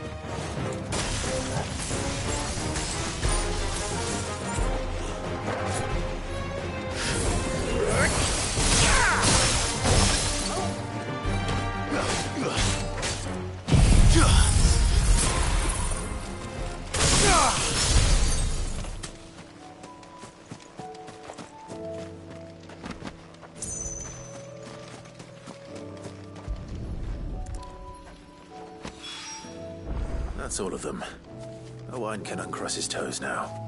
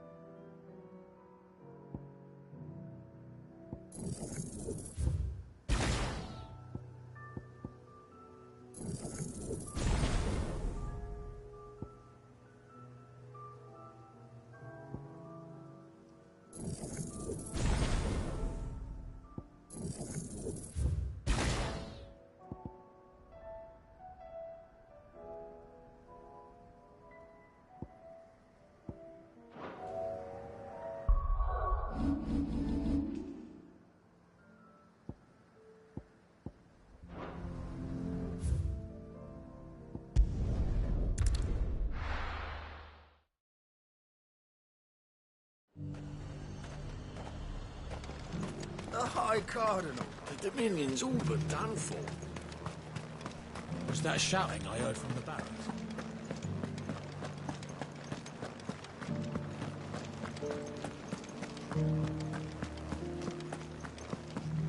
And you're just gonna fall into line? I don't trust this Duke. Oh, Clive. What am I to do? My wards and I may soon be without a home. What's happened? The High Cardinal has descended from his lofty throne and taken up residence here in Northreach. The High Cardinal? Leader of the Council of Elders, second only to his Radiance at the head of the Imperial government. Not that any of those things still exist. Now he goes by his noble title, the Duke of Oriflamme. And what does he want with Northreach? He wants to transform it into a military stronghold, a foundation upon which to build a new Sambrec. He's already secured the support of the various army remnants, with promises that they shall be afforded the respect they deserve in his empire. One built on the confiscated property of the people. He would rob the populace to pay for it. Believe me, I have used every means of persuasion to discourage him from this folly. But for whatever reason, he will not listen to me. What does Captain Philippe make of this? When the town was under attack, it was him the soldiers rallied around. Couldn't he use that influence again? How? By speaking out against one of the most powerful men in Sambrec. A man whose stated aim is to revive the empire Philippe's comrades swore to serve, and to improve the soldiers' lot within it. The captain can offer them a regular supply of gruel, and an occasional trip to the Vale to help them forget the terrors they face each day. The Duke offers them a vision of strength and safety. No. Any attempt to incite mutiny would cost Philippe the support of his men, if it did not cost him his life. But given the mood around town, mutiny may yet be unavoidable. The people have little appetite for further deprivation, least of all when it serves only to elevate others. Who could blame them? Clive, would you appeal to the Duke on my behalf? For your services to Northreach, you have the respect of the soldiers, and they will take you to His Eminence if you ask them. And unlike Philippe, no bonds of loyalty prevent you from speaking your mind to the man. Well, will you try? You could hardly fare any worse than I did. I'll see what I can do. Thank you, Clive. Tell me then, where will I find this Duke of Oriflamme? In the garrison? Overseeing the troops, yes. All right. Wish me luck.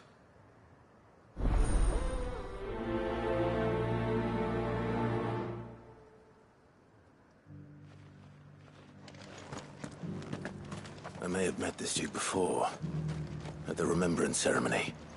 Let's hope I didn't make a strong impression. It's not only control of the garrison he wants. We already have a leader in the Dane.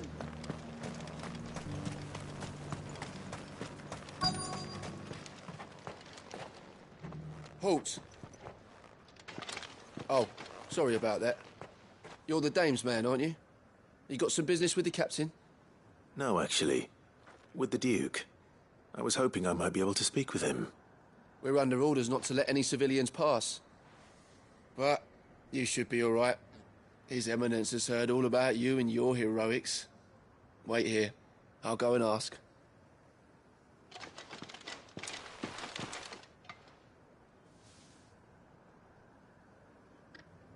So, you are the sellsword who lent his aid to the garrison. The Empire owes you a debt, and I shall see it repaid. But tell me, is it wealth that you seek, or favor? Neither, Your Eminence.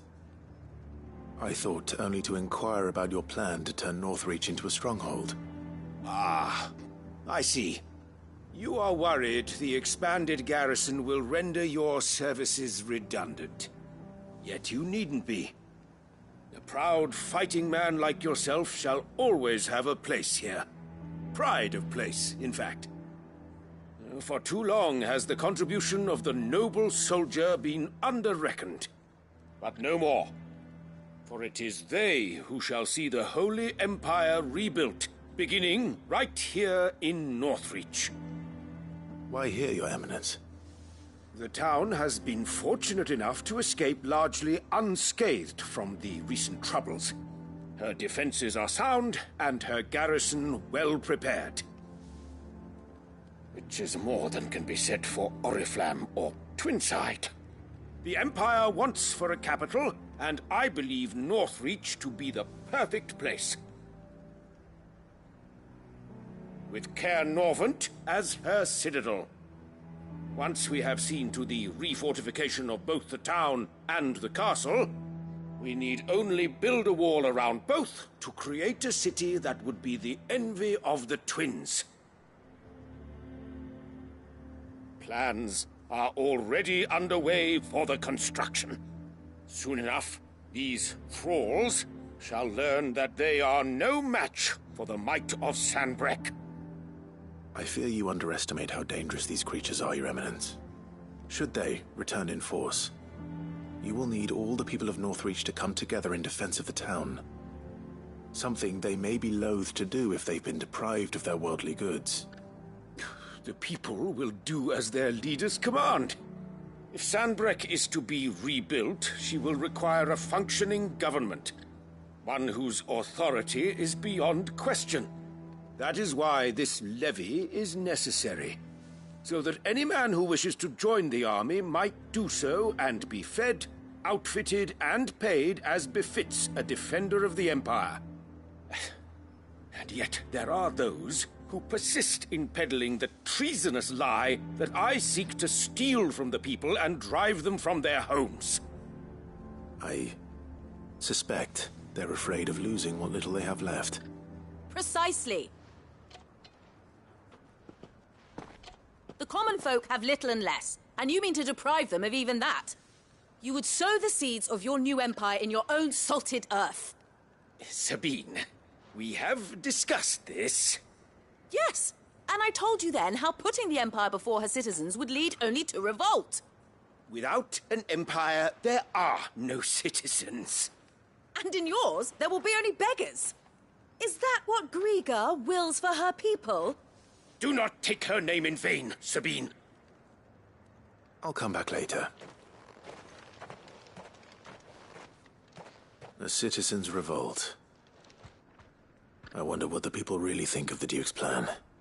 It wouldn't hurt to ask them, I suppose. Let's begin with those on the other side of the wall.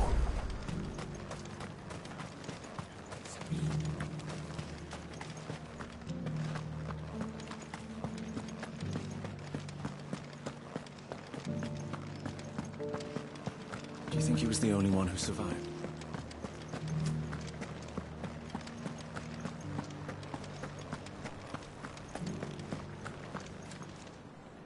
All right there. What is it you're after, sir? Just your opinion, actually. I wondered what you thought of the Duke of Oriflamme. Oh, him. Not much. None of us traders do. It's thanks to nobles like him that we had to set up shop this side of the wall in the first place. Couldn't have the rabble getting any closer to the holy capital, could they? And now he's trying to drive us out completely, threatening to take everything we got from us if we don't clear off. If the dame said she wanted him run out of town, I'd be straight through that checkpoint, tar bucket in hand. That so-called Duke is asking to... Half of what comes in is barely fit for pressing. The garrison salvaged what they could. A question, if you don't mind. What do you think of the Duke of Oriflamme? Don't get me started. You build a life for yourself somewhere, only for some noble to turn up and tell you you've got to hand it all over to him. If he thinks his name and his chains give him the right to empty our purses, he's in for a rude awakening. We'll do whatever it takes to keep what's ours. Whatever it takes.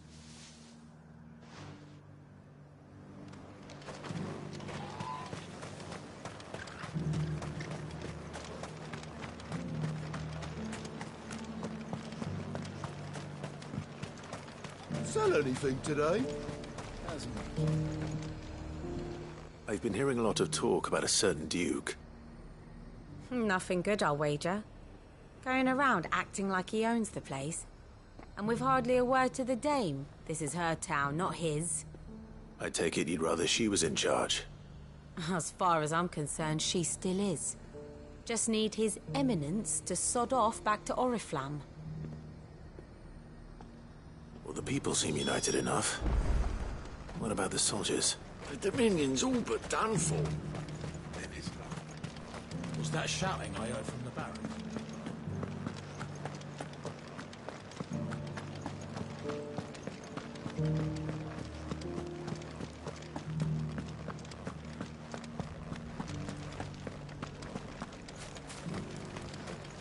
One at a time now. You. You're the one who was talking to His Eminence. On the dame's behalf, yes. I was trying to persuade him not to take the people's goodwill for granted, but it seems my words fell on deaf ears. What do you think of his plans? I'm a soldier, mate. He tells me what to do, not the other way round. Listen, I've got nothing but respect for the dame, but I've got a family to look after. That's where my loyalties lie, not with the town or the Empire, but with my wife and children.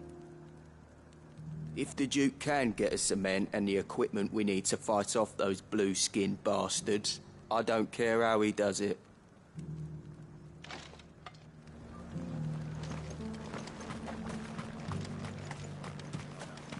Sabine, you are embarrassing me. I hear the Duke of Oriflamme plans to turn this town into some sort of fortress. Do you think that's a good idea? It's not for me to say.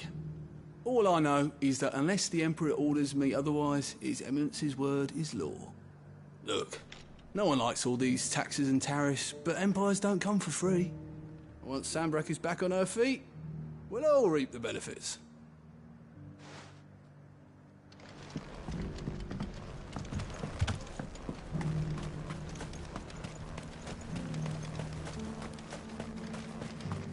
Oh, to dry some bloody lilies.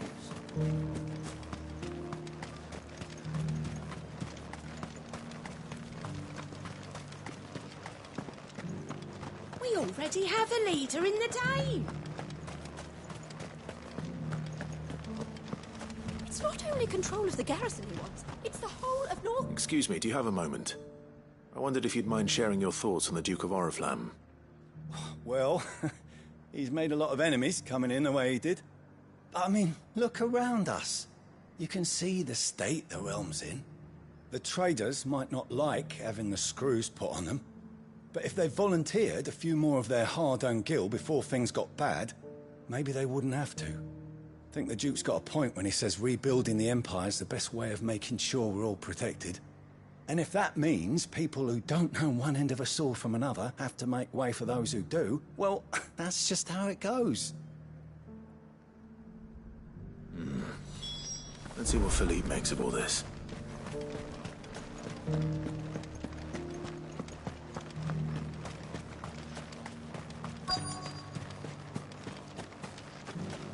Welcome back.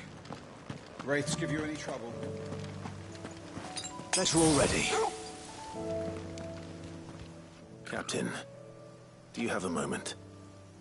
For you? Certainly. Clive, wasn't it? Thank you for last time. How can I help you? I wanted to ask you about the Duke of Oriflamme. Do you intend to go along with his plan?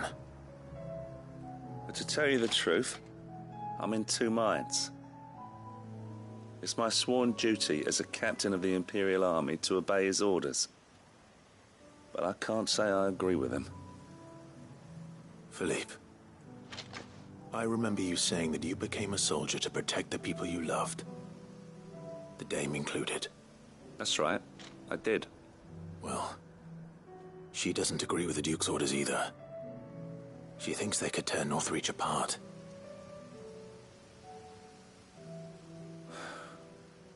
And she's probably right. Thank you, Clive. I know what I need to do now. Protecting the people I love is what matters. Doesn't matter how. Well, duty calls, so I better go. Thanks again.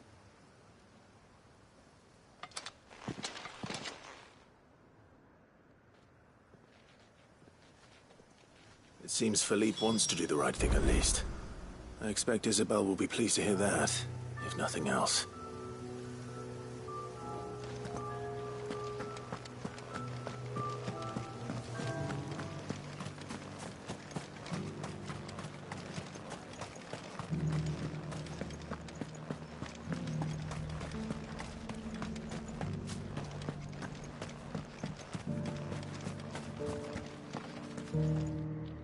Ah, Clive.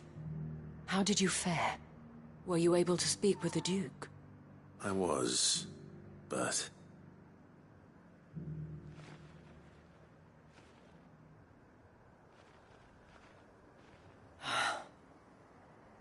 So Northreach is to be a fortress after all. Well, it will certainly help to hold back the thralls. There's no denying that. Though I doubt it will come as much consolation to the townspeople whose worldly goods are confiscated to pay for it. They deserve to be heard, Clive. To have a say in this new empire the Duke means to build. Sadly, His Eminence values their obedience more than their opinions, and hopes to reassert the authority of the state. I fear he sees the people as mere pawns on his chessboard to be sacrificed for the greater good. Needless to say, they themselves are of a different opinion, and would rather their destinies were in your hands. The soldiers, meanwhile, are content to follow their orders. And not just because of the Duke's rank, but because of his vision. I thought as much. Had I sworn to protect Sambrek, I dare say I too would want nothing more than to see it rise from the ashes. Thank you for trying. But the battle is lost. I don't know about that. What happened to your uniform? I handed it in, along with my resignation. Told the lads I wished them well, but that I owe it to those I love to call it a day. But why? Because I realize what really matters to me. Not following some nobleman's orders for the sake of it, but protecting what I care about. Protecting Northreach. I honestly don't know when those monsters will return, but I'm certain they're not finished with us yet. And when they do come back, we need to be ready for them. We need to stand together, all of us. And with you to lead us, milady, I reckon we can do it. It was you who finally convinced me, Clive. There's no point following orders if they go against everything you believe. Indeed. All of us, standing together. That has always been Northreach's best hope, and one which still lies within our grasp. We have only to turn our attentions to the true enemy. Thank you, Philippe, for showing me what I must do. Anything for you, milady. Speaking of standing together, would you mind if I borrowed a few of the lads from the Vale to help keep watch around the town? I fear His Eminence has loftier tasks in mind for the guard. Not at all.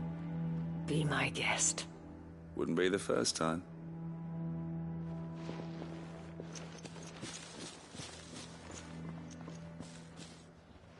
There may be hope for Northreach yet.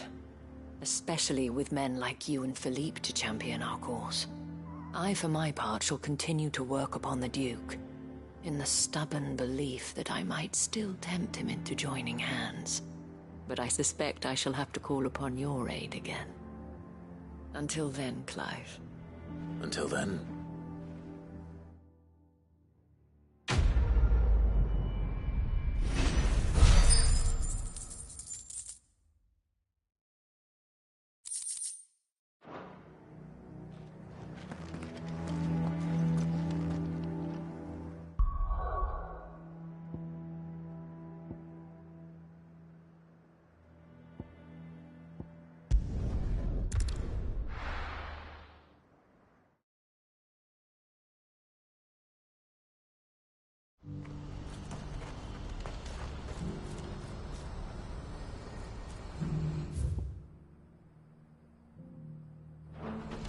What's happened?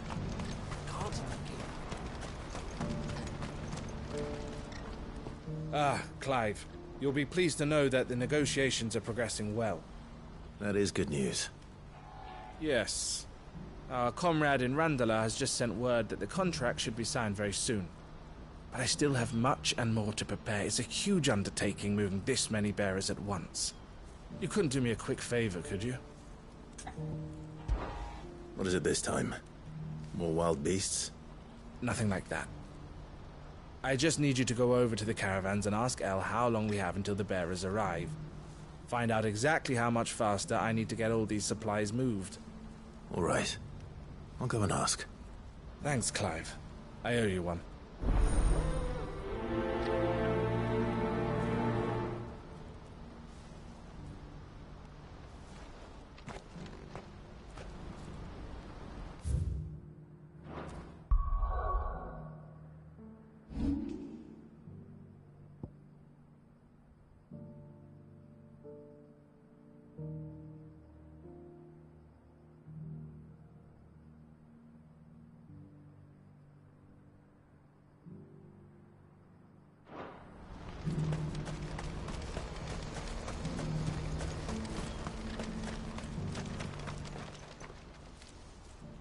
Don't blame yourself, El. This is their fault, not yours. I know, but... No buts about it, all right?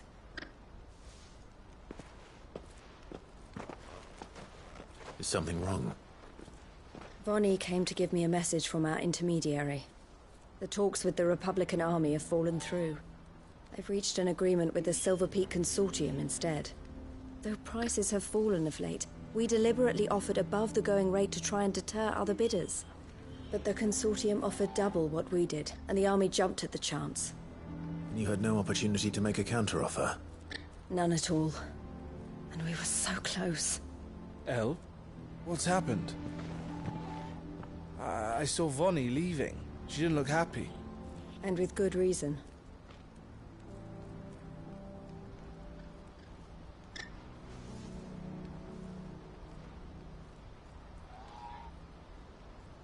But I thought we were the only ones the Fist were speaking to about the bearers. How did the Consortium even find out about this? It's not so surprising. They have ears all over the Republic. This isn't over. The Consortium will have to sell these bearers eventually, and at the price they paid, buyers will be few and far between.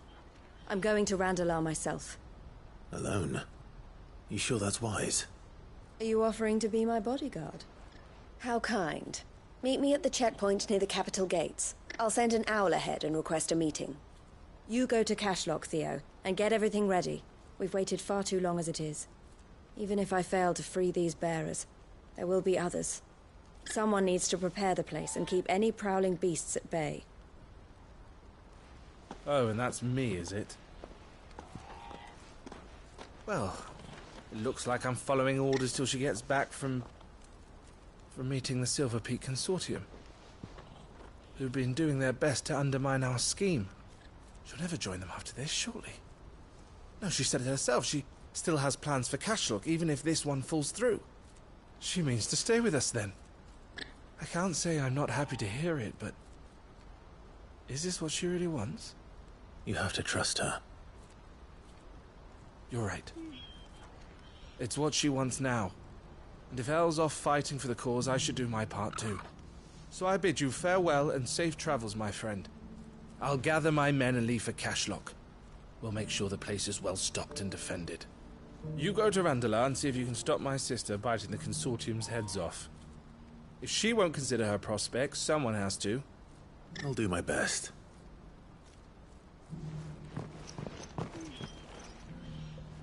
All right. To Randalar, then. I'd bet. I'll keep Eloise waiting.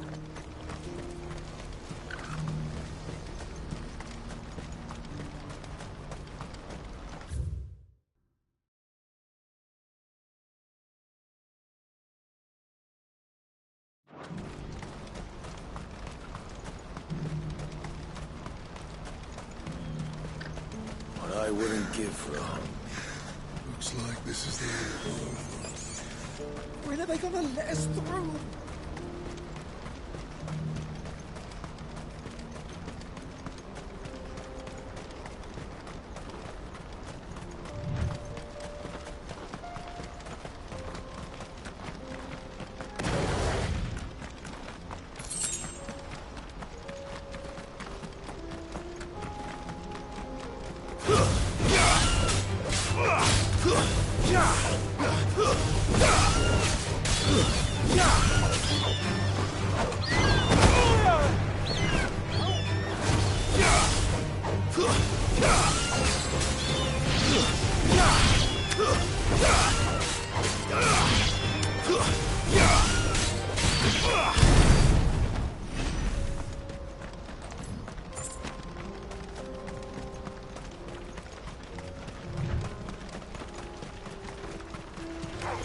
Time to fight.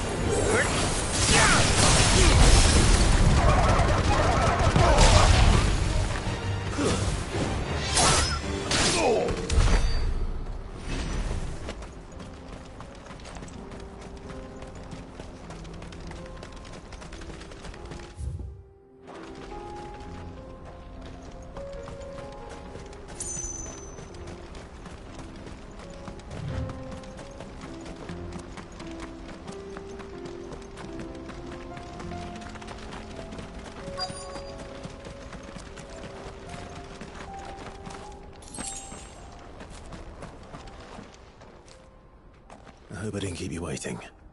Did you arrange to speak with the consortium? Here they are now.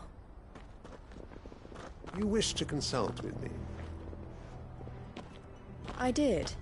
It's about the bearers you recently purchased from the Fist. We had all but finished making arrangements to buy them ourselves, and then you stepped into the fray. You misunderstand. The consortium had an interest in purchasing them from the very first. It was only our regard for you that kept us from bidding. But your hesitancy in accepting our offer to you suggested that the regard was not mutual. And so we resumed our business. I did not hesitate. I am simply not inclined to make such decisions without first giving them due consideration. But what is done is done. Come then. How much do you want for them? Alas, you are too late yet again. We rarely take on such unconventional merchandise without a purchaser in mind. The bearers belong to him now. Who is your buyer? A trader from across the water. A most demanding fellow, if it's any consolation.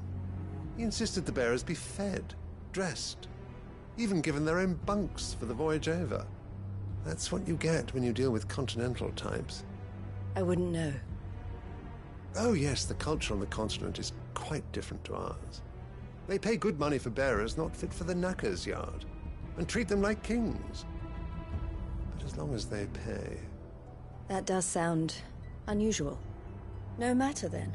If they've already left our shores, there's little that can be done. Allow me to withdraw my interest. And with it, my interest in joining your organization. My associates will be sorry to hear that.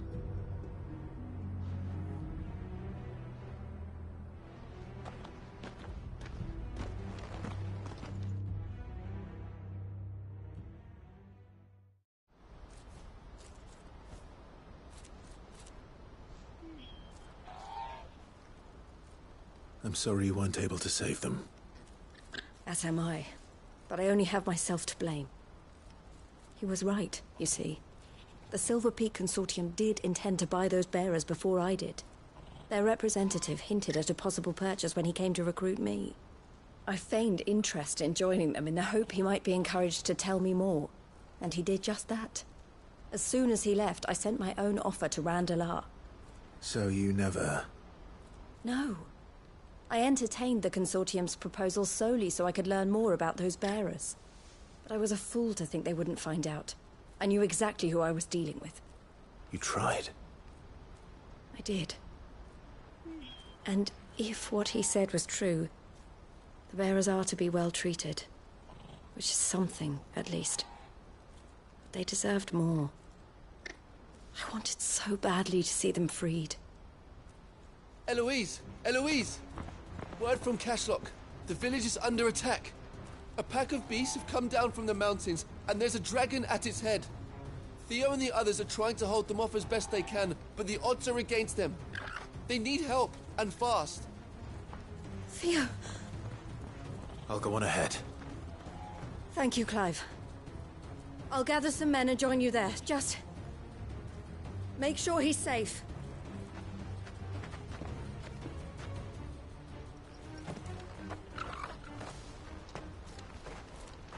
Hold on, Theo.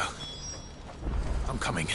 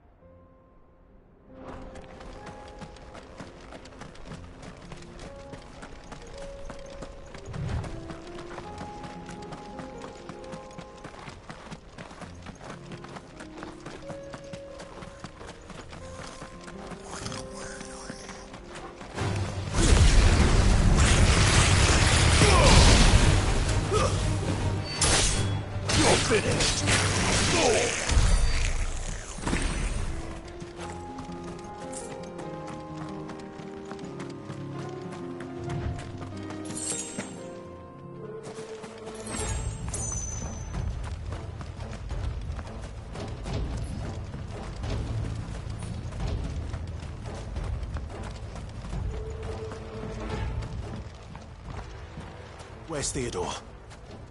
Upriver! He led the dragon that way to keep it from the village, but the whole area's flooded with ether. We just have to pray he makes it out in one piece. I can do better than that. Torgal, with me.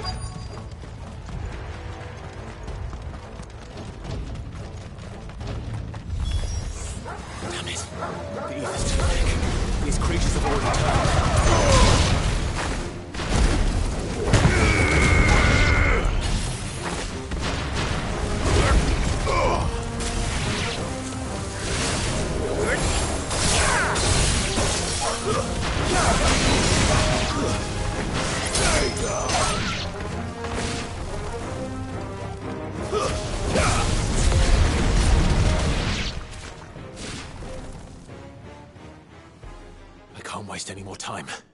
I need to find Theodore before that dragon does.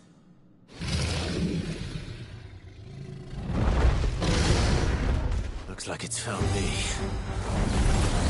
This thing's turned as well. This isn't going to be easy.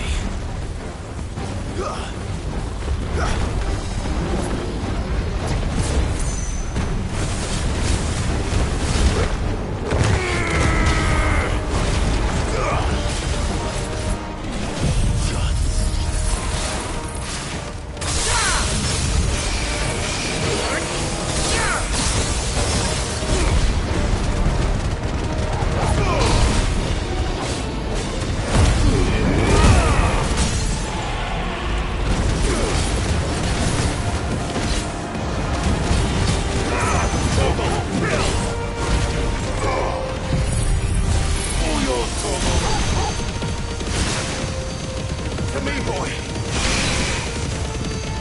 Fever!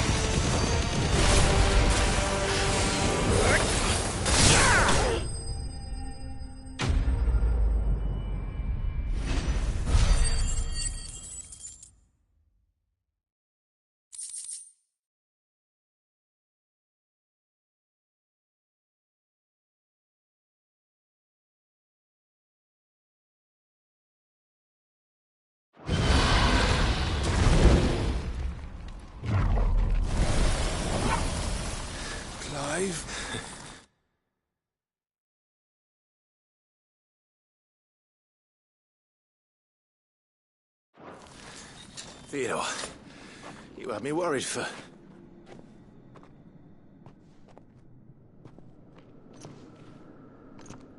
We have to get you out of here.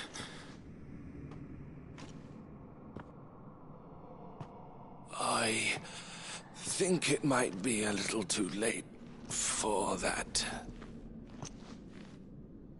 Bearer or no, there's only so much ether a man can take, and that Drake just wouldn't let me leave. You have my thanks, Sid, for finishing what I could not. For keeping Elle's dream. Theodore!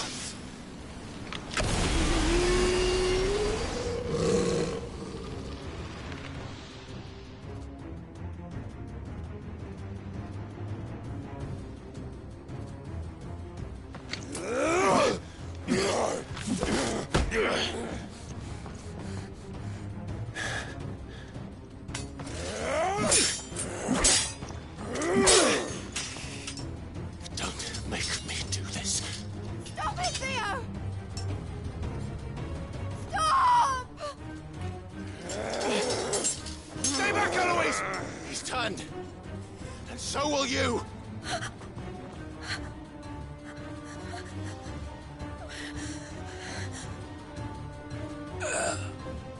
Elle.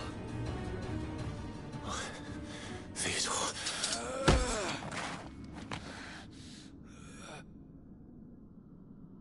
Take care of my sister. Theodore, wait. Goodbye, Elle.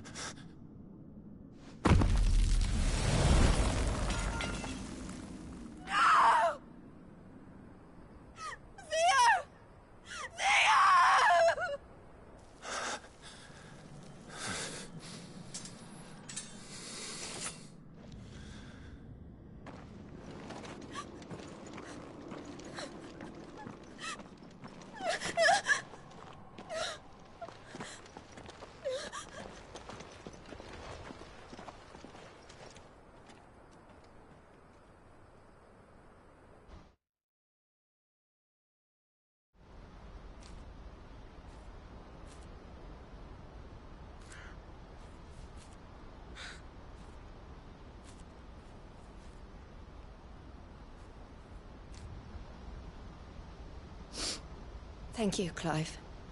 I think I'll be all right now. That was true bravery he showed. Leading the dragon away from the village like that. His first instinct was always to protect people. To put others' well-being before his own. And now he's gone. Because I sent him to that place, against his will. It wasn't against his will. He was ready to do whatever it took to show you he could stand on his own. So that you would finally be free to live your own life. To live my own life? He never could come to terms with the choice I made. What exactly happened? You once told me Theo was the first bearer you ever helped.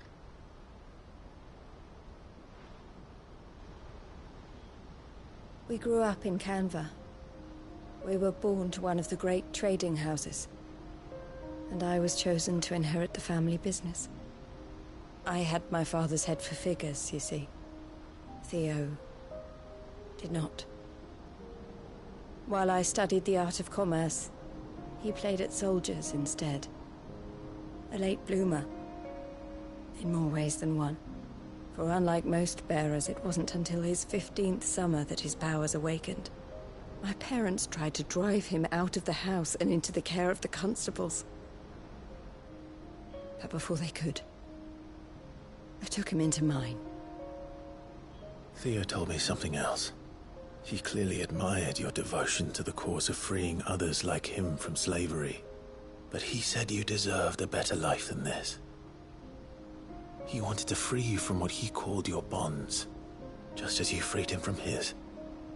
I would be lying if I said I had not wondered from time to time how much easier my life might have been if I had allowed Theo to be taken and devoted myself to the family business instead.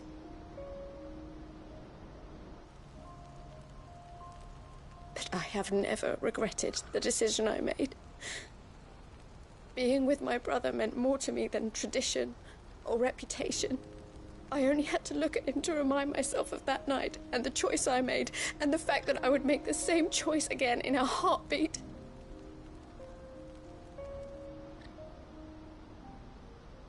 He was never a burden. How could he even think that? If anything, I was the one who weighed him down. You weren't, Eloise. He said it himself, that he had always been grateful to you for saving him, and that he wanted to repay you by letting you live the life you were denied.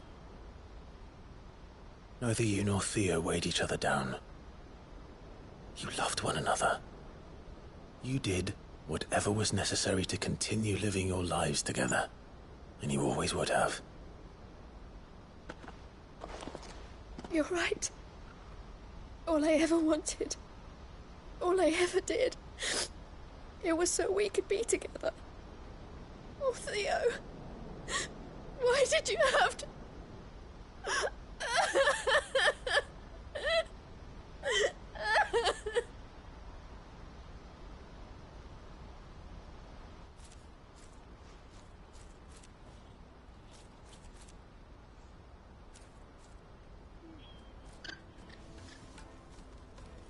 I know Theo wanted me to move on, but I'm staying here at the Crimson Caravans to continue our work. We can make a difference here. We can help people, save them. I need nothing more from life than that. So I'll carry on doing what we do, ensuring that goods, people, bearers get where they need to be, bringing smiles to people's faces just like we always have, and to Theo's. Wherever he is. This is the life I have chosen. The life I will always choose. I've made a choice of my own. To continue helping you however I can. Whenever you need it. Thank you, Clive. Let's go on together then. For Theodore.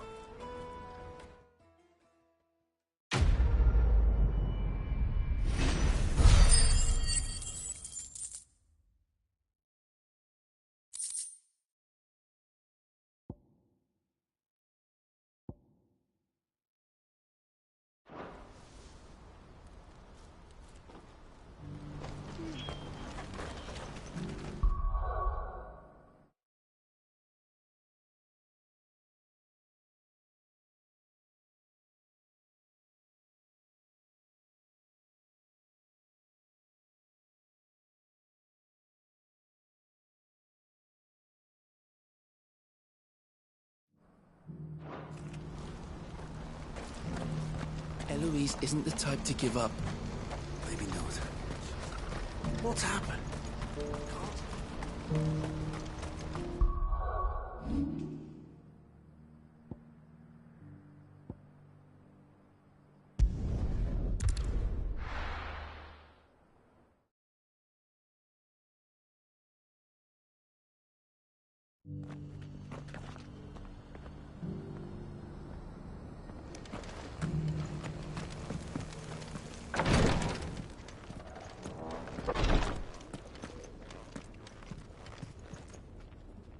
Lord Rosfield, is there aught the Undying might assist you with this day? Perhaps.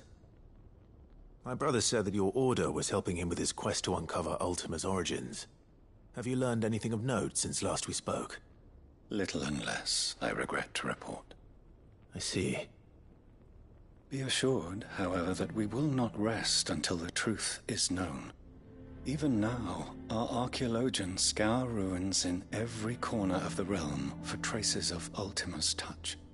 Fallen ruins, I take it. Dating back as far as Phoenix Gate. Indeed. Ultima's thralls are oft sighted among the remnants of the fallen civilization, as if protecting the secrets concealed within. Secrets we'd see unearthed.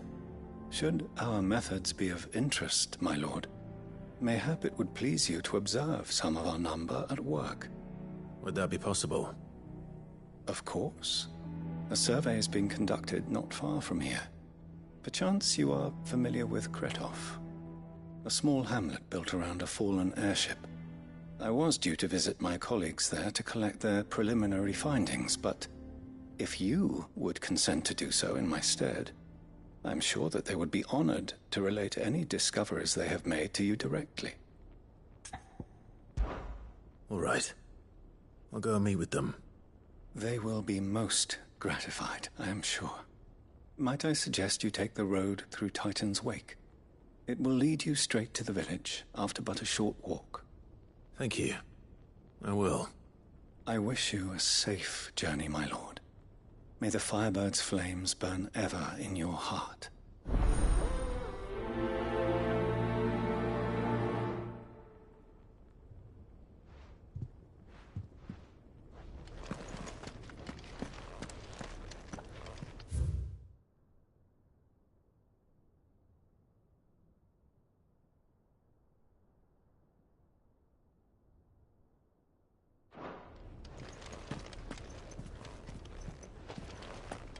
A village built around an airship. Sounds like another Lost Wing. I hope the inhabitants are just as friendly.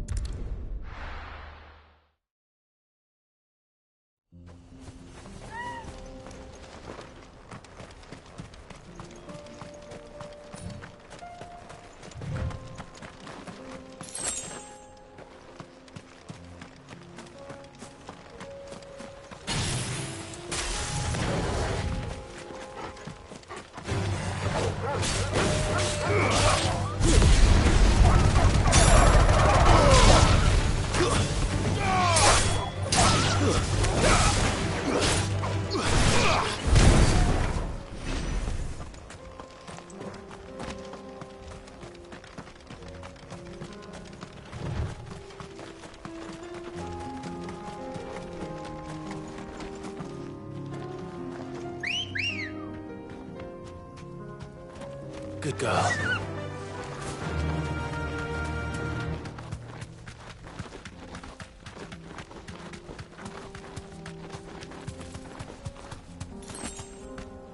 You deserve a rest.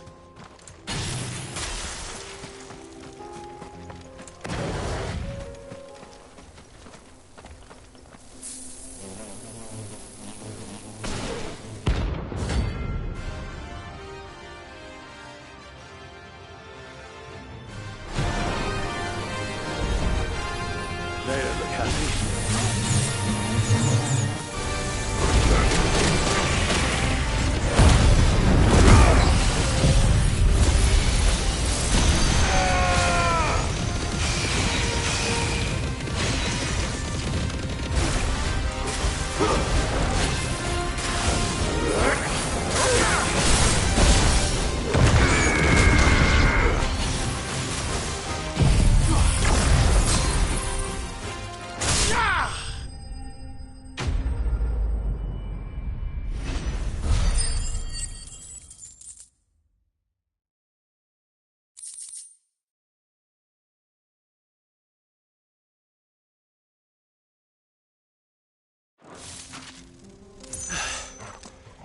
Peace at last.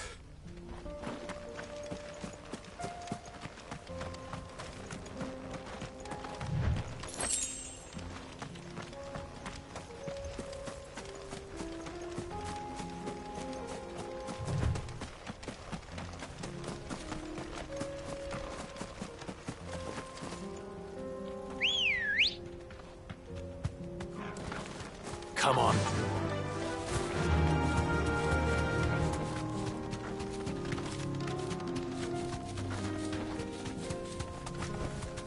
Straight home now.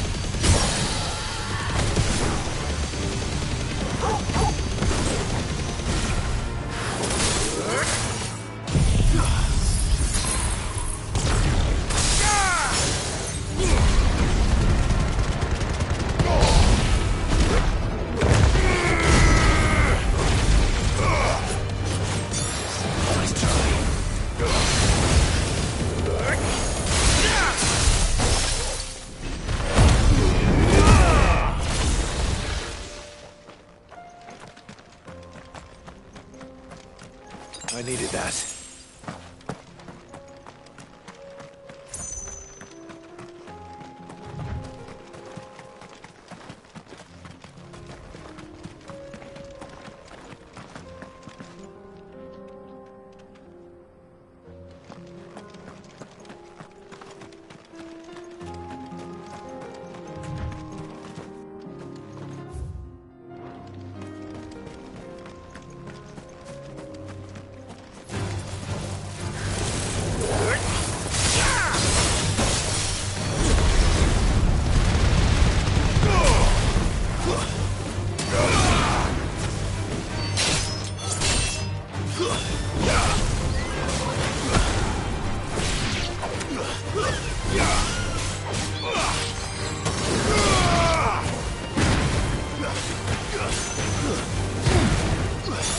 Finished.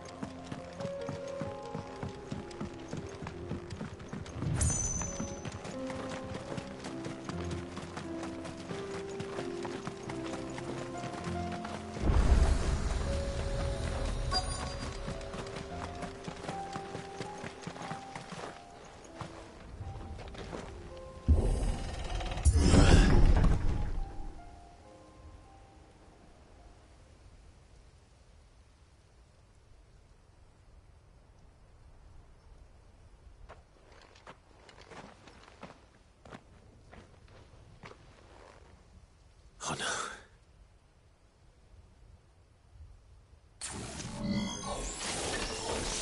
You'll pay for this.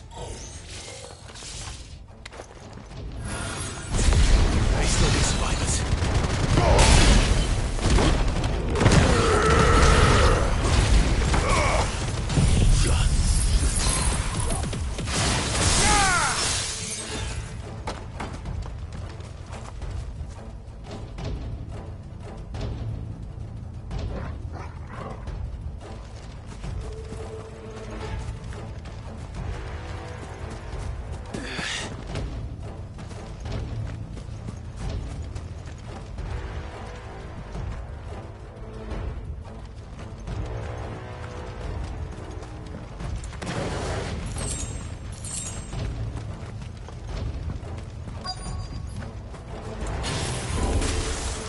Whatever that thing is, say it's their leader.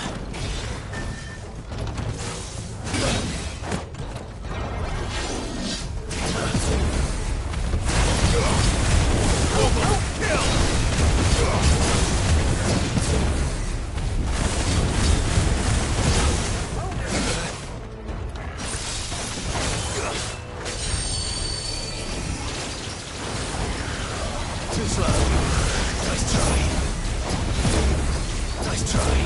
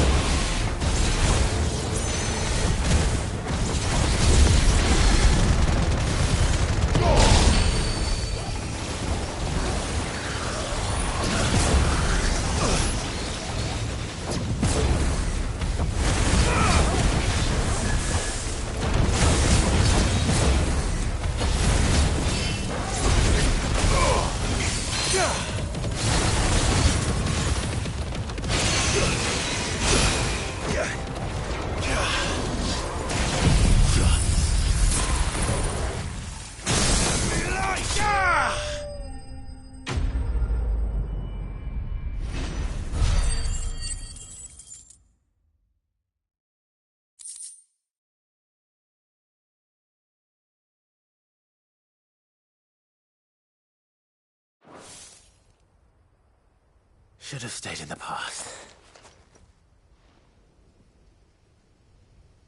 These must be Cyril's colleagues. You have our thanks, stranger.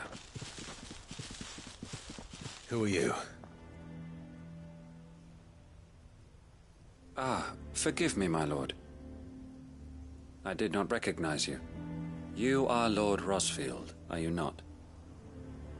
We are archaeologians, tasked with surveying this site. When the echoes appeared, our brothers here occupied their attentions. Thanks to them, and to you, we were, for a mercy, able to see our duty to its conclusion. You call that a mercy? Your brothers might still be alive if you put their safety before your duty. Surely this survey wasn't worth dying for. We are charged with uncovering Ultima's origins. A duty of the highest import, as I'm sure you will agree. And you think your dead brothers would agree with you too? I know they would. They gave their lives for the cause, an honor to which all Undying aspire. Now, to what do we owe the honor of your presence, Lord Marquis? Cyril told me of your work here, and I agreed to collect your findings in his stead. I see. That is most kind. Pray, take them then, with our humble thanks. May the Firebird's flame burn ever in your heart, as it does in ours.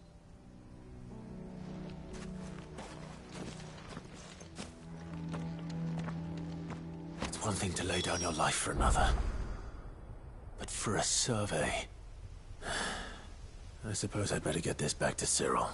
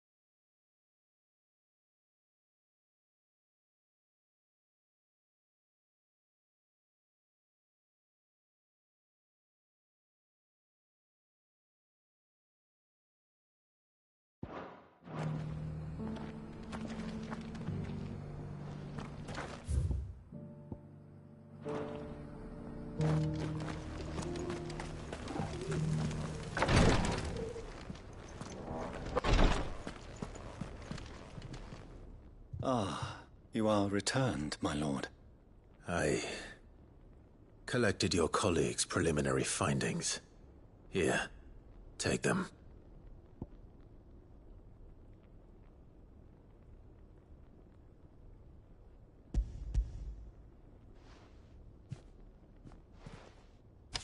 My thanks. I shall study them, and inform you forthwith if I discover aught that might aid you in your fight against Ultima. Cyril, your survey party suffered several losses in Kretov. Losses which could have been avoided, had the others not chosen to complete their work, instead of saving their friends. Were these your orders? No. This was their choice. Every Undying devotes his life to the service of the Phoenix. It is our sole duty, and should we die in discharging it, so be it. Even when death is avoidable. My lord, I fear that this is not a point over which it would be fruitful to argue. The Undying have served the Phoenix for countless generations, and your opinion of our methods, however earnest, is not like to change them. We live to serve the Phoenix. Our very order exists for that purpose, and that purpose alone. Cyril, I know that you and your brethren answer only to Joshua, but allow me to offer you a word of advice. It does not further the cause of the Phoenix to have his loyal followers surrender their lives without good reason. Provide your survey parties with an escort, that they might live to do their duty for years to come. Think not only of how you can serve the Phoenix, but how Joshua would want you to serve him. Please. For all our sakes. I thank you for your advice, my lord. If you will permit me to respond, our faith in his grace, Joshua Rossfield, is absolute. And we of the Undying will do what we believe is right to fulfill our duty unto him.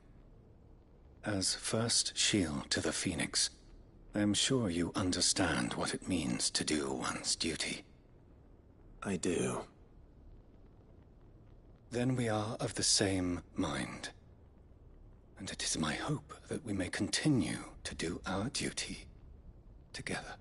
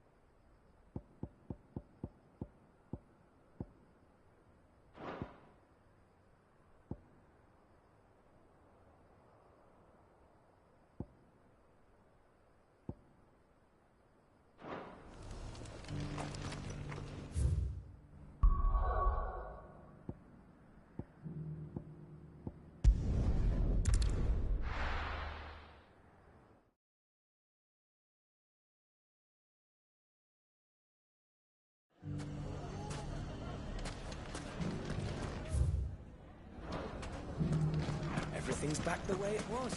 Take that, you naughty thing! Clive! To what do I owe the pleasure? I just wanted to see how the town's been faring since you brought everyone together. Since we brought everyone together, all is absolutely wonderful. Conrad and Natalie's hands remain safely away from each other's throats and firmly at the helm. Our stores are full, and the bandits still too disorganized to raid them. Just as the good Lady Jane and Lord Underhill intended. Are you a lord? Lubor's going to be one too. They're going to make him the Lord of Dalimil, because of how he stopped all the grown-ups from fighting. It's the mayor of Dalimil, dear child, and the vote hasn't taken place just yet. But if the people wish me to lead them, I shall. And my first act will be to build a school so that menaces like you two learn not to interrupt your elders. Speaking of menaces, there may be a rather worrying one just over the horizon. May there indeed. I'm afraid the example Conrad and Natalie set in putting aside their differences and presenting a united front might have caught the bandits' attention. And they might have elected to take a similar approach. They have formed what one could call a League of Outlaws, and they grow more organized by the day. But we'll fight them all off just like last time, no matter how many of them there are. Won't we, Lubor? Of course we will.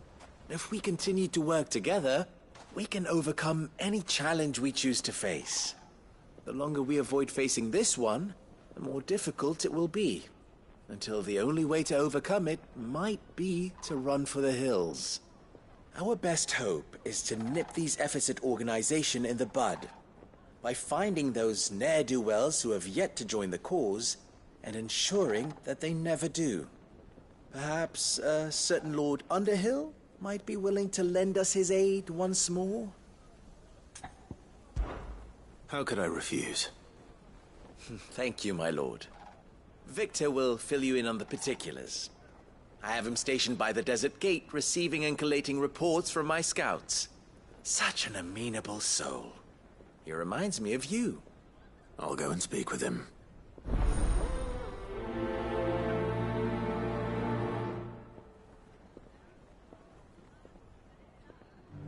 What's the difference between a lord and a mayor? That's easy. One of them swings a sword, the other forges them.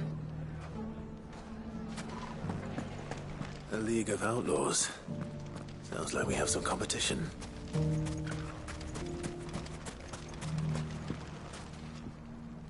Still in Dalimil, Victor? Ah, Sid.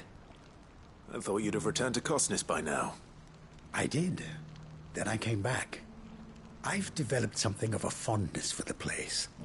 And having worked so hard to see it saved from one fate, it would seem remiss to abandon it to another. A sentiment Master Lubor certainly isn't shy about exploiting. Hence my doing his bidding yet again. You're not the only one. What does he want you to do? He asked for my aid in putting down the bandits. And he said that you might be able to help me find them. Then you've come at just the right time. I was on my way to speak with Conrad about how to organize our forces. There are more camps in the vicinity than we can safely strike at once. But we must strike together, and we must strike soon, at as many camps as we can. We can't give this league of theirs time to rally its forces. All right. Which camp shall I take? There's one upriver.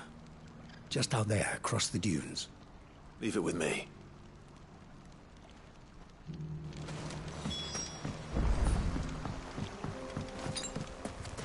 That's better. Those ne'er-do-wells want to band together.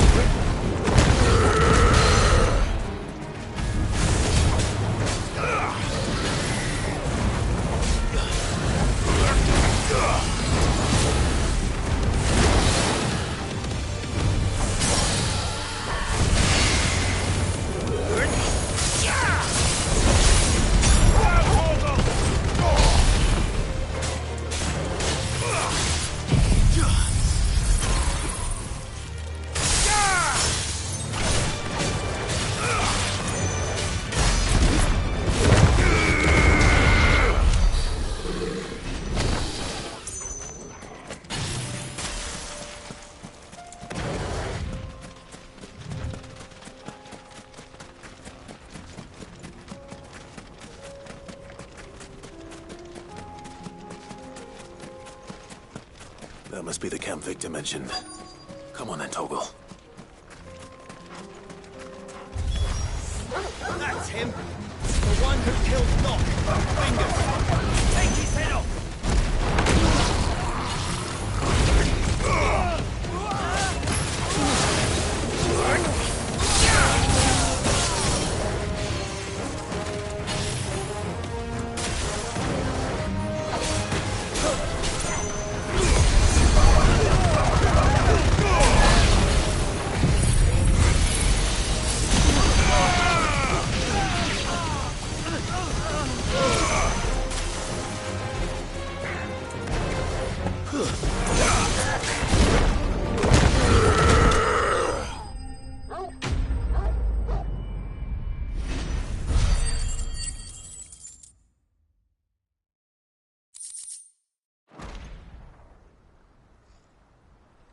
I'd better let Victor know. Sid, where are you? Ah, I see the bandits didn't pose you any trouble. No, but that's not why you're here, is it? No. Something's happened. We need you back in Dalimil. What is it? The whole town's in uproar. They're saying that Lubor is a bearer. What? Seems that one of our parties wasn't as thorough as they should have been. They let one of the bandits escape, and his escape route took him right through Dalimil. Some of the children spotted him, and he was about to silence them. And when Lubor felled him with a bolt of magic, and without a crystal.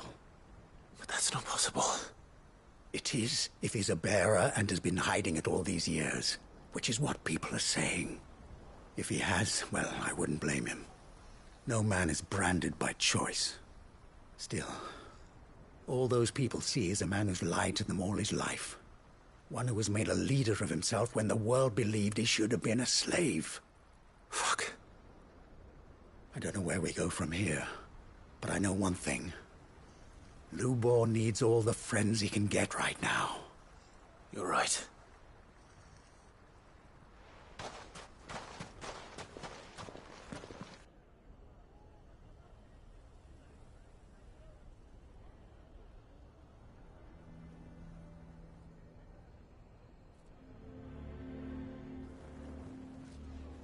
And now everyone knows. I made it a habit to keep a crystal close at hand for just such an occasion. And when that occasion arose, I forgot to reach for it. Well, it was bound to come out sooner or later. We're sorry, Lubor. We tried to keep running. But we just couldn't anymore. There's nothing to be sorry for. I rather enjoyed playing the hero for once. All that matters to me is that you two are safe. Look at him talking to his betters like it's nothing. All lies, I'll wager. Just like the ones he fed us all these years. Once people make up their minds, it's hard to change them. We need to do something, and quickly. Convince the people not to let their prejudices blind them. Convince them that nothing has changed. That their enemy lies outside these walls, not within them. You're right. We should speak to everyone. I'm glad you agree. I'll handle the townsfolk. I'm a Dalmec born and bred. They listen to me. You head to the tavern. Make Conrad and Natalie remember who Lubor really is. They know that Lubor and I are friends. I might not make for the most impartial of interlocutors. Lord Underhill of Randalar's League of Merchants, however, is a trusted and impartial mediator of note. I'll do what I can.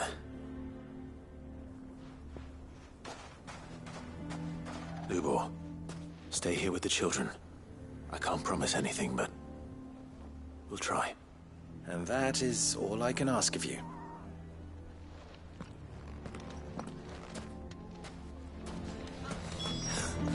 Why are you taking the bearers? Why do they always have to make such a... He knew all along that he was... Forgive me for disturbing you, but could I have a moment of your time? I've seen your face before. As have I. Lord Underhill, wasn't it? Of the League of Merchants. That's right. I wanted to speak to you about Lubor. The rumors that he's a bearer. All true, I'm afraid. He'll never be mayor now. Not if I have anything to do with it. But what of his wares? Bearer or no, his steel is highly valued throughout the Republic. In this at least he's done the town a service. Might that not earn him a little leniency? Leniency? He pretended to be one of us when he was laughing behind our backs all the while. I'm sorry, my lord, but he lied to us. He lied to you. He cannot be trusted. So what do you propose? Will you drive him from his home? Close his forge? Perhaps. That is a question for the people of Dalimil, and they will thank you not to get involved.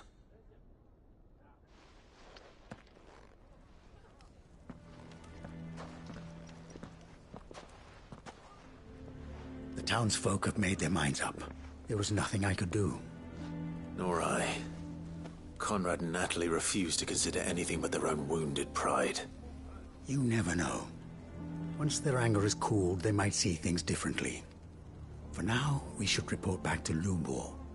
All right.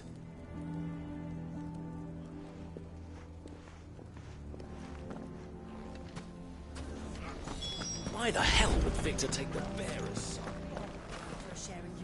I assume the situation is hopeless? There's still hope. But...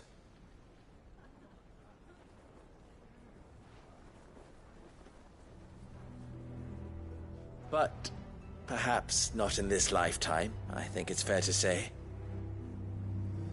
You mustn't think like that, Lubor. Give them time. They'll come around. We'll talk some sense into them in the end, you'll see. No, you won't. And your efforts would be better spent elsewhere. But Lubor... Rosina would often tell me that steel does not lie, that a blade is a reflection of the smith who forged it. To yourself be true, that was her point. Rather an ironic one when you consider that her life was taken with a blade of her own making. But I do not doubt that she was always true to herself and what she believed in, right to the end. And so must I be. I must do what I know to be right, no matter what others might think of me. And now, I know what that is. I must embrace my new role of villain so that the people of Dalimil have something to unite against. For only united can they hope to stand against the threat that awaits them. I'll need to make a suitably dramatic exit, of course. Don't go, Lubor. You're the only one who was ever kind to us. We'll be all alone. Again. Trust me, little ones. It is for the best that I go. Not only for the town, but for you, too. How could it possibly be for the best? These children need you. The least you can do is give the townspeople a chance to change their minds. They would not take it, Victor. It's over. Over, you say? And so just like that, you're going to throw this town and these children to the wolves? I thought you were better than this. But it seems you had me fooled as well. Victor. Forget it. Do what you will. You sure you're making the right choice, Lubor? Of those available to me, I believe it's the best one. Yes. Ah, but where are my manners? Here. A reward for clearing out that bandit camp. Right then. I have packing to do. If there's anything I can do. Anything. I'll bear it in mind. Thank you.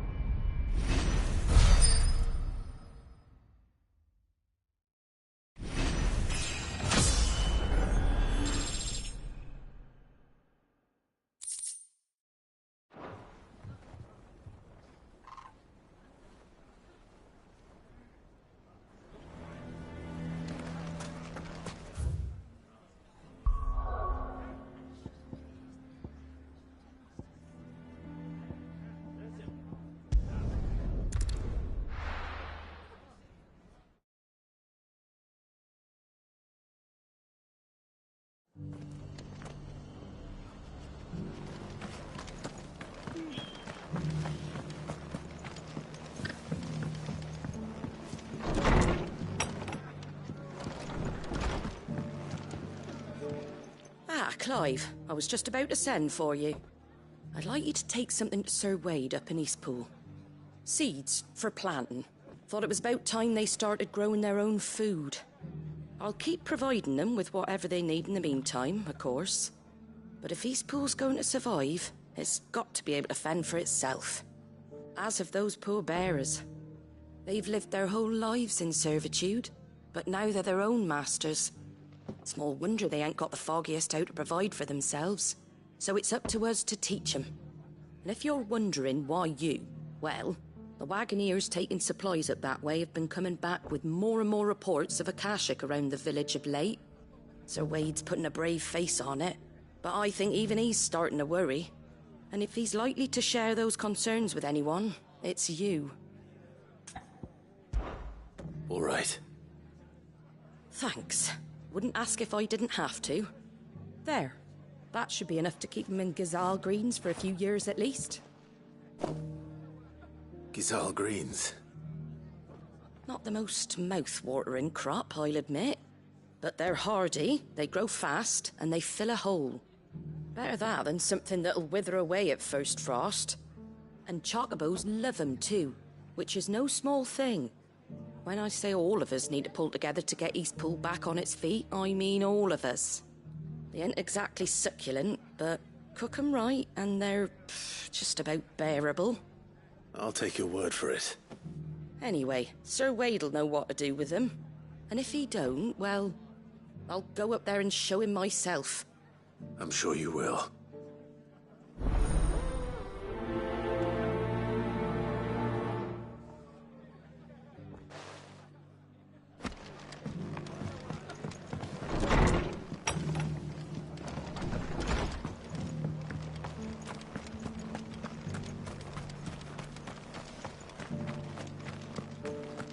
I'll build a barricade so sturdy, even a bandit girl.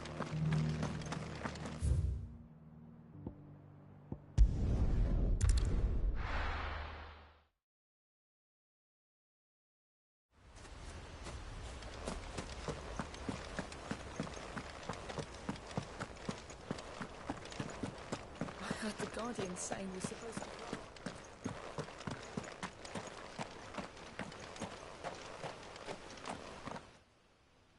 Ah, Lord Rossfield. What brings you to Eastpool? A delivery from Martha.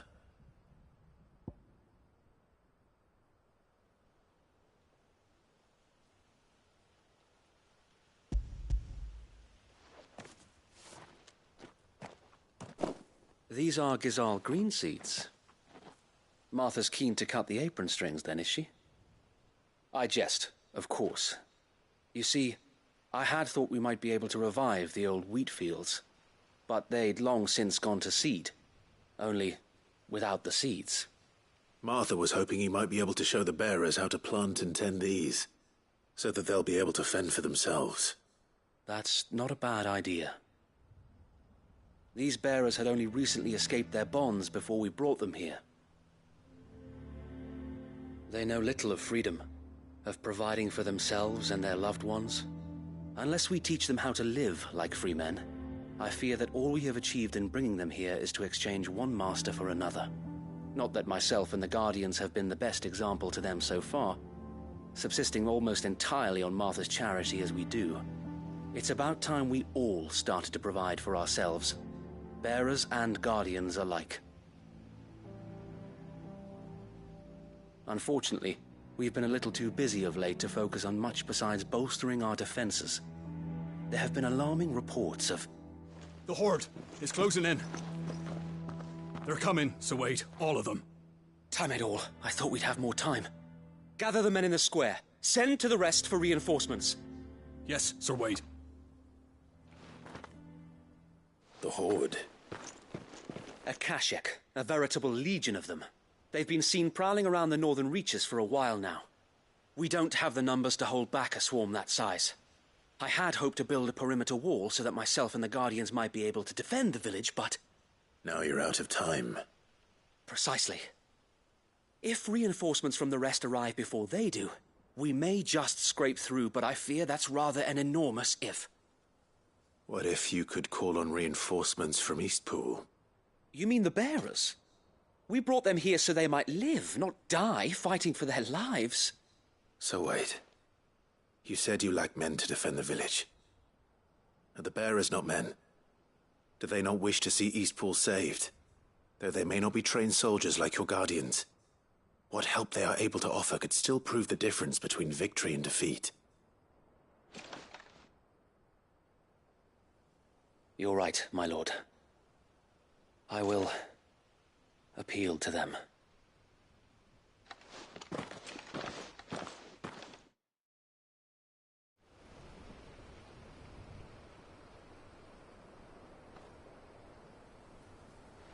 My friends, I humbly beg your aid.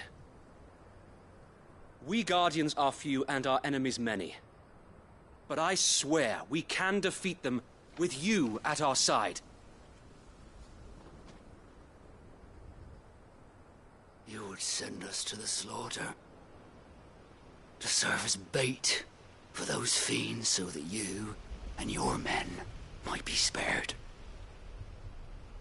And to think we trusted you. Say what you will. A home is not worth dying for. But it is worth fighting for. Sir Wade fights to give you lot a chance. Just like I do. Just like Sid does. We all wanted to give you a home where you could be free. And you got one, didn't you? This place, Eastpool. This is your village. Your home. And if you don't fight to protect what's yours, you'll lose it. You know I'm right. This world wants to take everything from you. Everything. Your homes, your freedom, your very lives. So then, are you going to stand by and let that happen to you? Are you going to accept fate like good little Bran did and die, having never stood up for yourselves? Or will you fight like free men and women?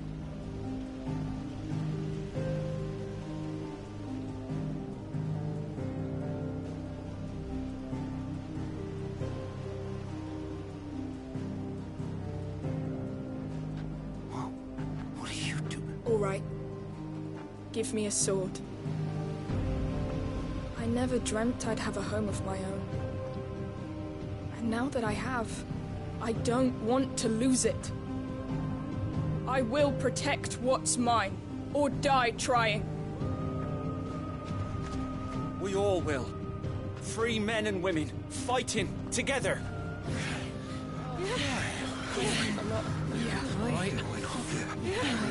For Eastpool! For Eastpool!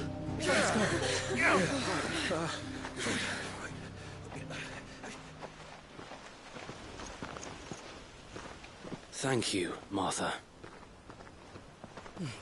Don't mention it. Just promise me one thing. That you'll show them how freeborn fight. Gladly.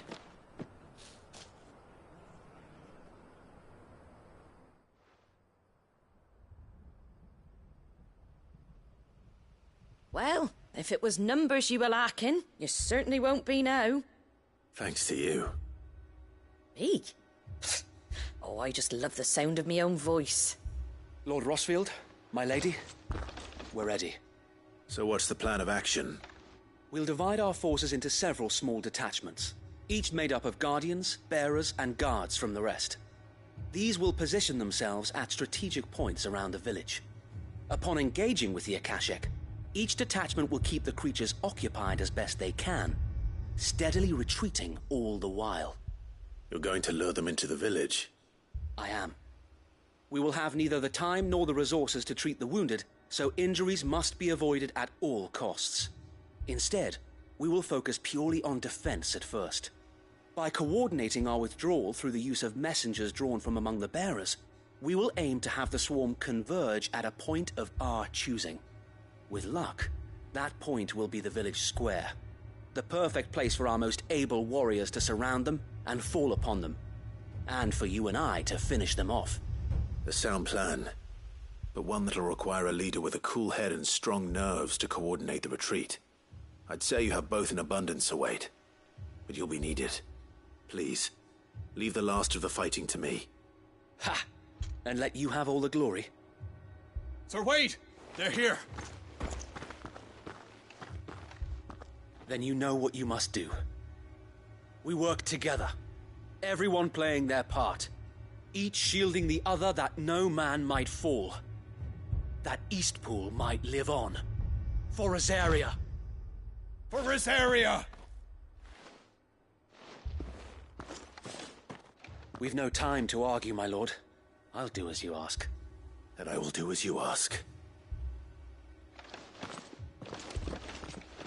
Suppose we'd better do our bit too then, eh? Right you are, Martha.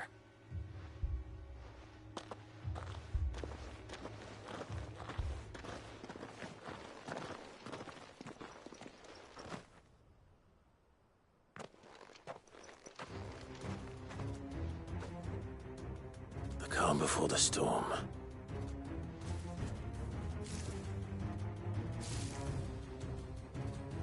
And here it comes. I will not let this village fall.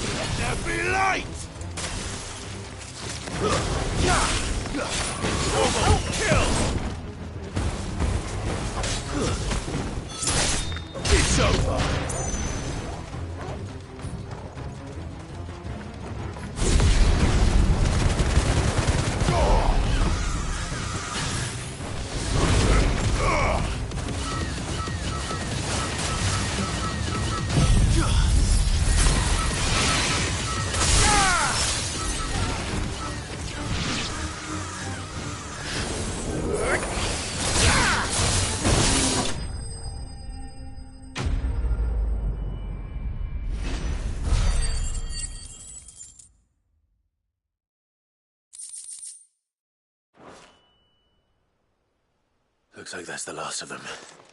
Lord Rossfield! Change of plan! What is it? Owl from the rest.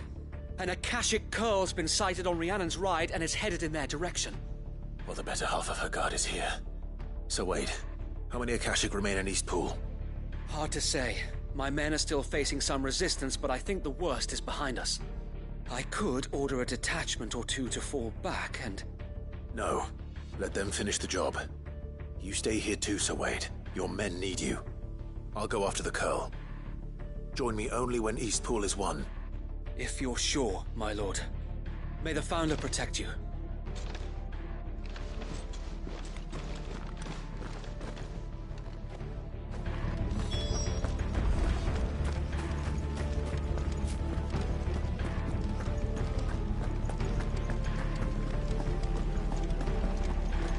Next one's mine. I might... The Curl was sighted on Rhiannon's ride back towards Martha's Rest. Found a speech.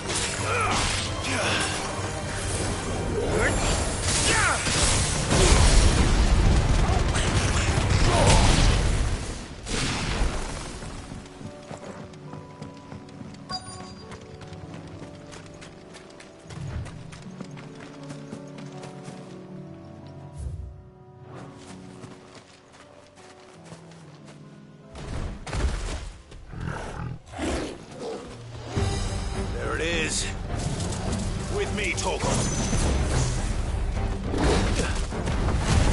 Now, Torgal!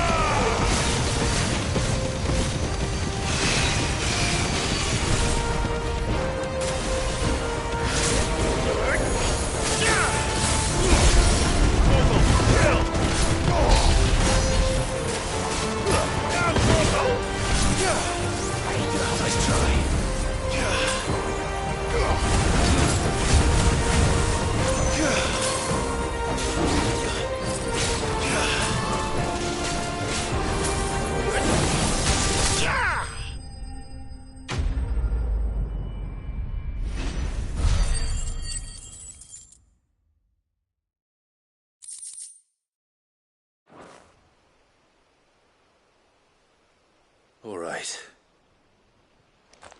Back to Eastpool.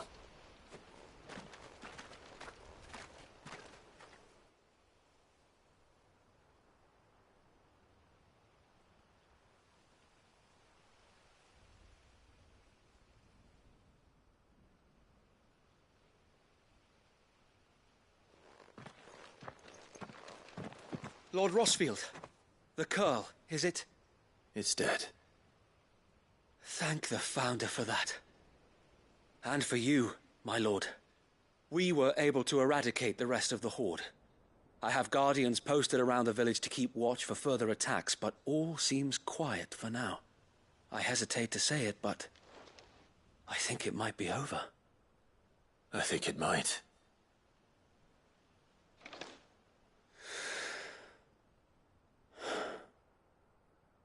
We did it. We saved Eastpool. Thank you, my friends. Thank you. No, Sir Wade. It's us who should be thanking you. You brought us together. Showed us what it means to fight for what you hold dear. We never had nothing to call our own before. We didn't know what it meant to protect it, but now we do. We really do. Forgive us, Sir Wade. You and your people saved us, and still we doubted you. But there's no doubt in my mind anymore. We're free men now, so we have to start acting like it. We have to fight to protect what's ours, to protect Eastpool. And we shall. We all shall. Together. This is our home. And if anyone or anything tries to take it away, they'll have us to answer to. Come on then. Let's get to work. This village isn't going to rebuild itself.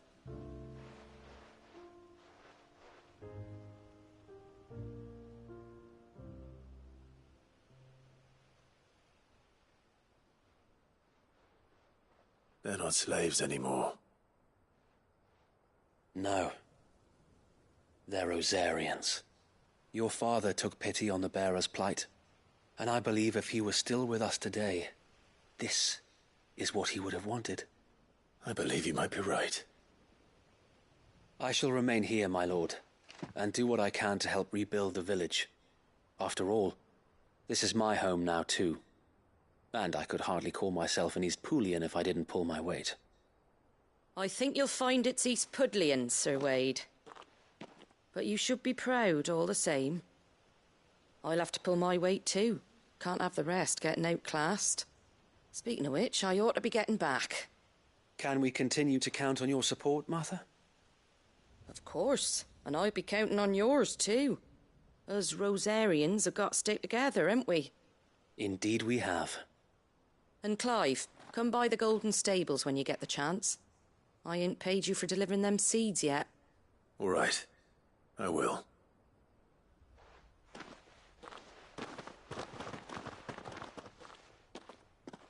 Lord Rossfield, do you remember our very first mission together? Clearing the goblins from the Stillwind marshes? How could I forget?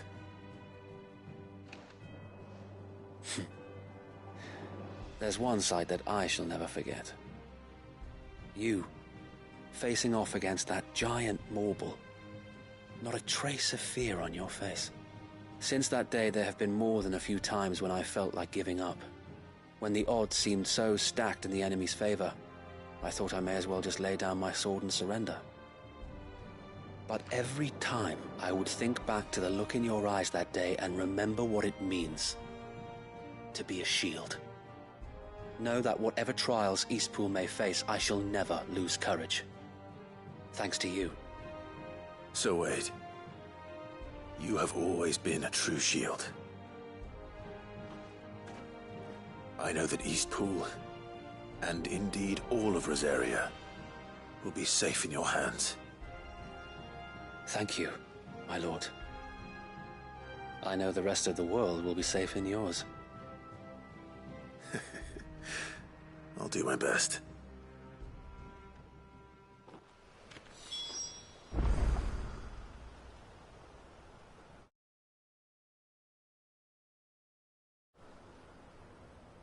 Thank you again for all you have done for me and mine, my lord. You may rest assured that Eastpool will be safe in my hands. Thanks to you.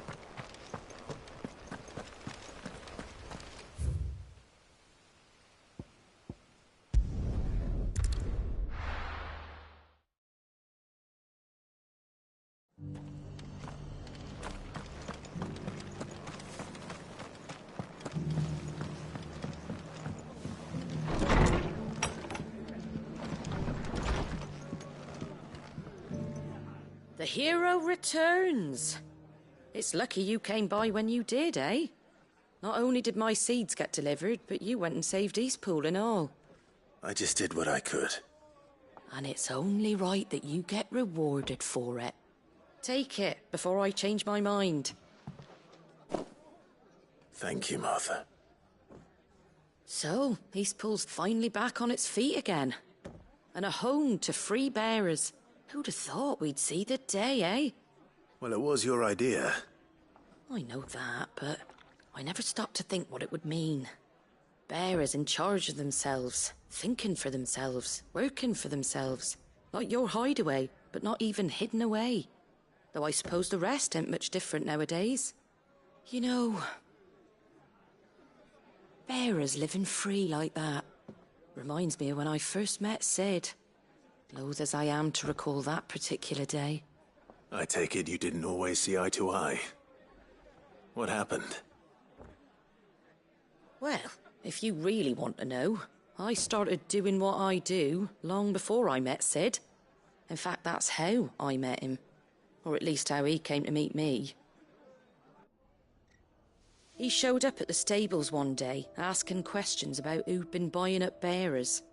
Founder knows what he thought I was doing with them. Running a hunt, poking around in their innards. Something awful, anyway. Me, I thought he was a new constable. Thought the game was up. But somehow we both managed to work out what each other was about. And before I knew it, the cheeky arse was rattling on at me about how I was doing it all wrong. After all my hard work. Told me I was giving them relief, but not freedom. That my bearers were still dying as slaves. Got right under my skin, it did. Told him if he didn't like it, he could bugger off and report me to the garrison. And do you know what he did? He smiled. And then he laughed. And then I did the same. We made a pact that day. That whenever one of us was in need, the other would always be there for him. And you were? Well, we both wanted the same thing. To make life better for bearers. Just like your dad. Do you know I was born right around the time Elwyn became Archduke? Growing up, I saw how he tried to change things. He certainly didn't lack for ambition, that one. Indeed. But the loftier one's ambitions, the harder they are to achieve. Which is why those of us who follow in their footsteps need to finish what people like Sid and my father started. Suppose you're right, aye. And if we don't manage it, there's always them who come after us. Good thing we've got a few half-decent sorts waiting in the wings, eh? It's almost enough to give you a little bit of hope. Just a little. Anyway, enough nattering. Better get back to work. Let's see about making everyone some dinner, shall we? The least the folks who saved Eastpool deserve is a hot meal. And you and me ain't gonna save the world on an empty stomach neither. That sounds like a wonderful idea.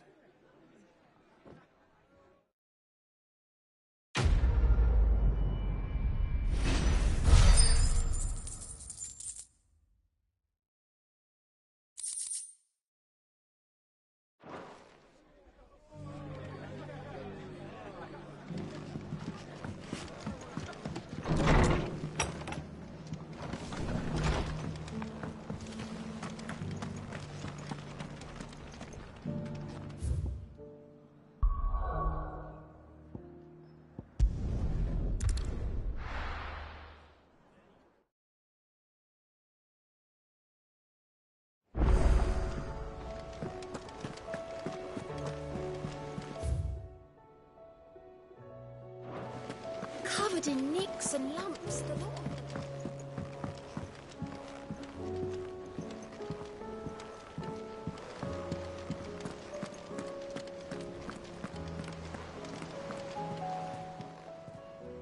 Ah, I wasn't expecting you back so soon. Here's everything we've received and everything promised. Here you are.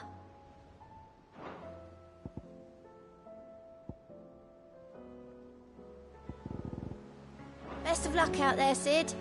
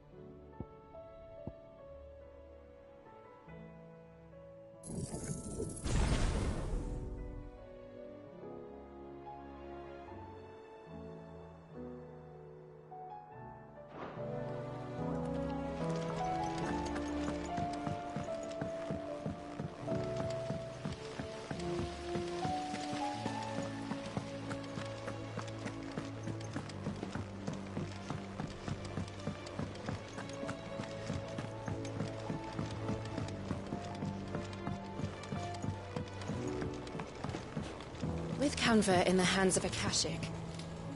Ah, Sid. Wasn't expecting you back so soon.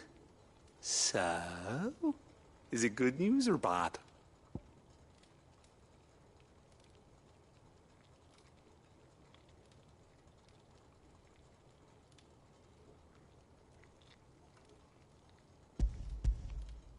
Good, thankfully. Here. That's brilliant! Thanks a blimmin' million! I'll fit 'em to the smelter right away!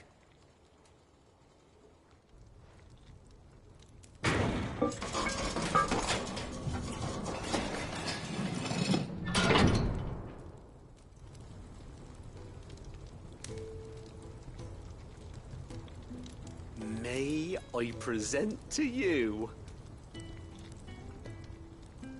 the Telemon Furnace! Ain't bad, is she? She's a beauty. You saved my bacon again, Sid, and I ain't about to let your good deed go unrewarded. It's fine, really. My bag's flexible enough already. Oh, don't say that. I'm sure I can make a few improvements to it yet. You could just buy me a bigger... How about that clasp? Looks a bit stiff. Reckon you could loosen it up and make some more room? And I reckon I know how. With a new alloy we've been working on. The Telemon Furnace was just what we needed to perfect it. It's a metal, see? So it's lovely and strong, but it's also, well, stretchy, if you can believe it. Stretchy metal. Well, if you insist. That is the spirit. You'll love it, I promise.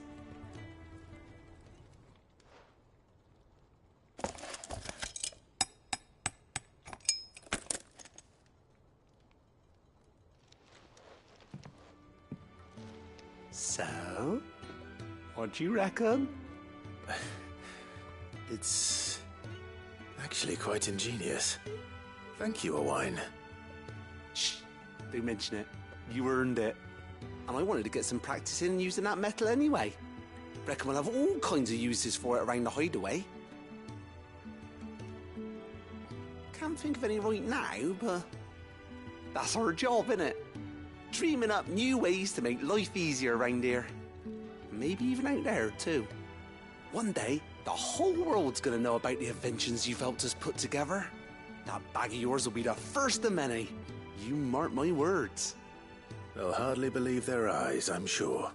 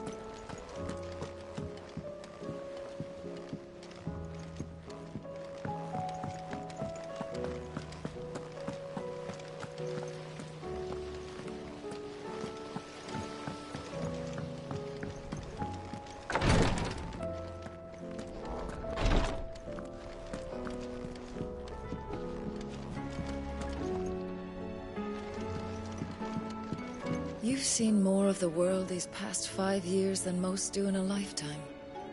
It's a shame you never had a moment to enjoy it.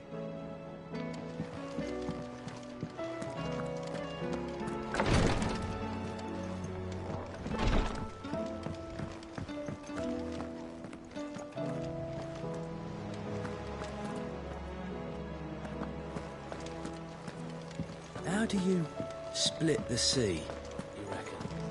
I still say it were a compliment. Say it all you like. It doesn't make it true.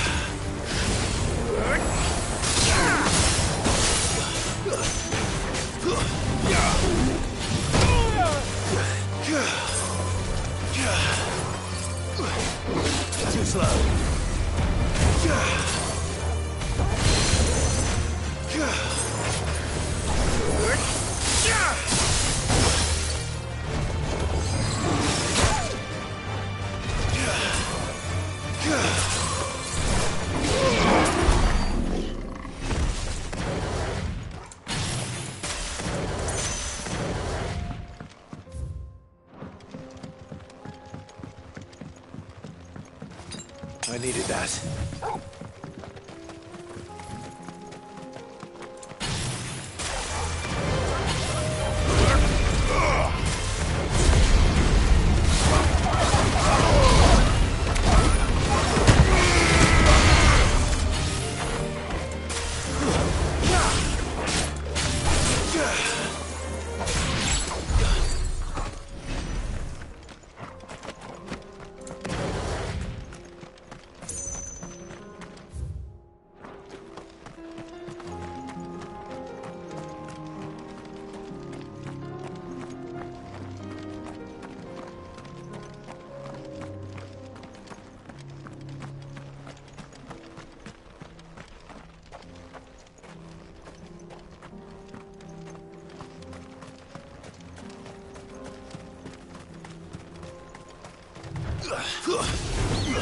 Don't get surrounded.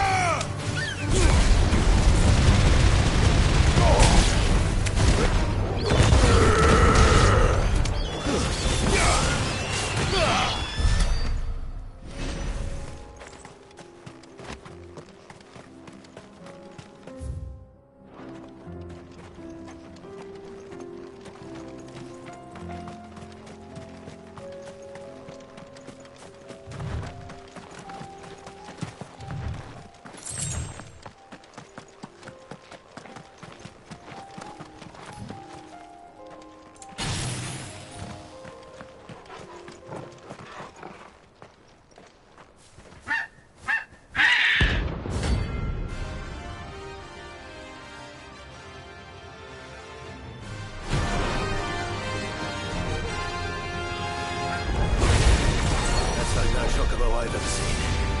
Something tells me it won't be easily broken.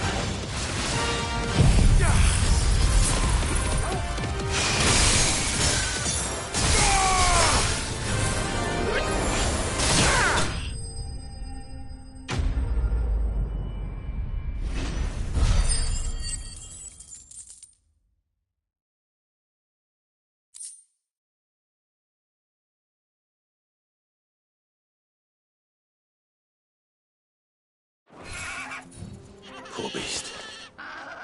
There was nothing I could do.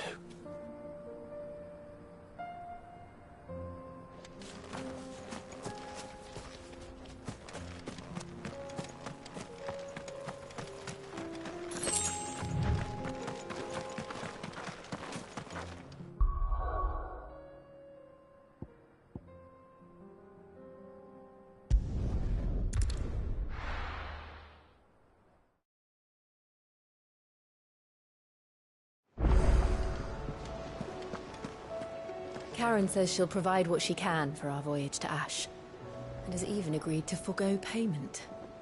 Until our return, that is. Covered in nicks and lumps, the lot of them.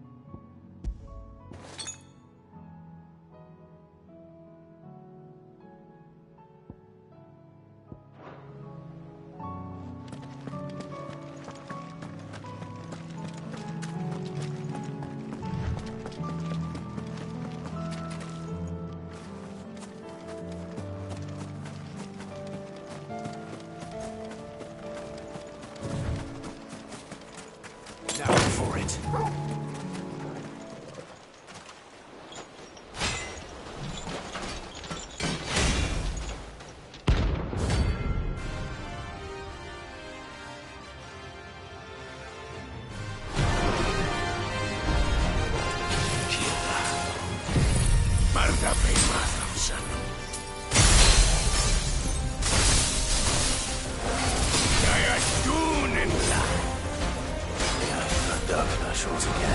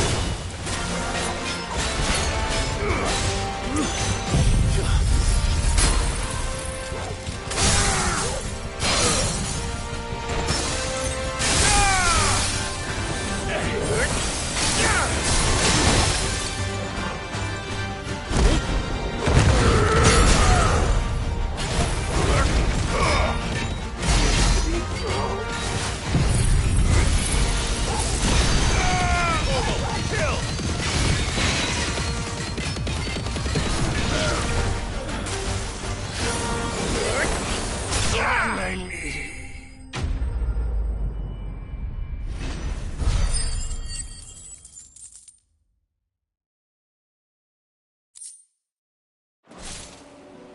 No more vengeance. No more war.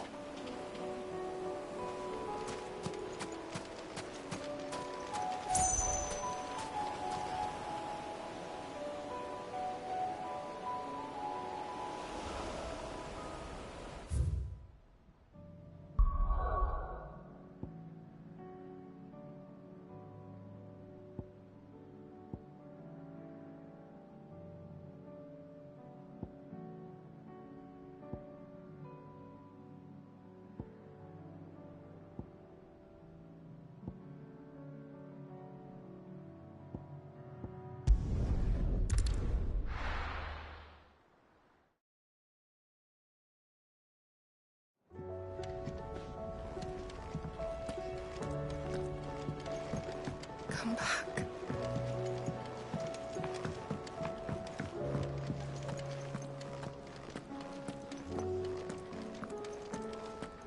Oh, don't tell me we've run out of Pepio. Clive. Coin purse weighing you down? You're rubbing me blind, you know. It'd better all be here. You'll not find a better price than that. Finished, are you?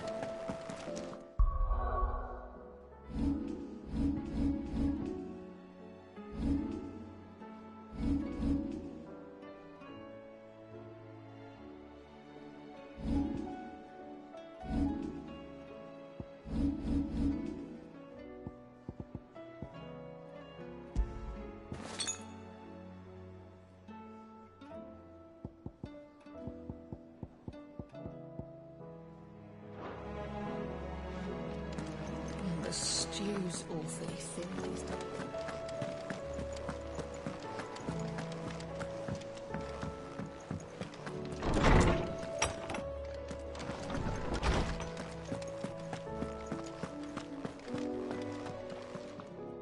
Knowledge hoarded is knowledge.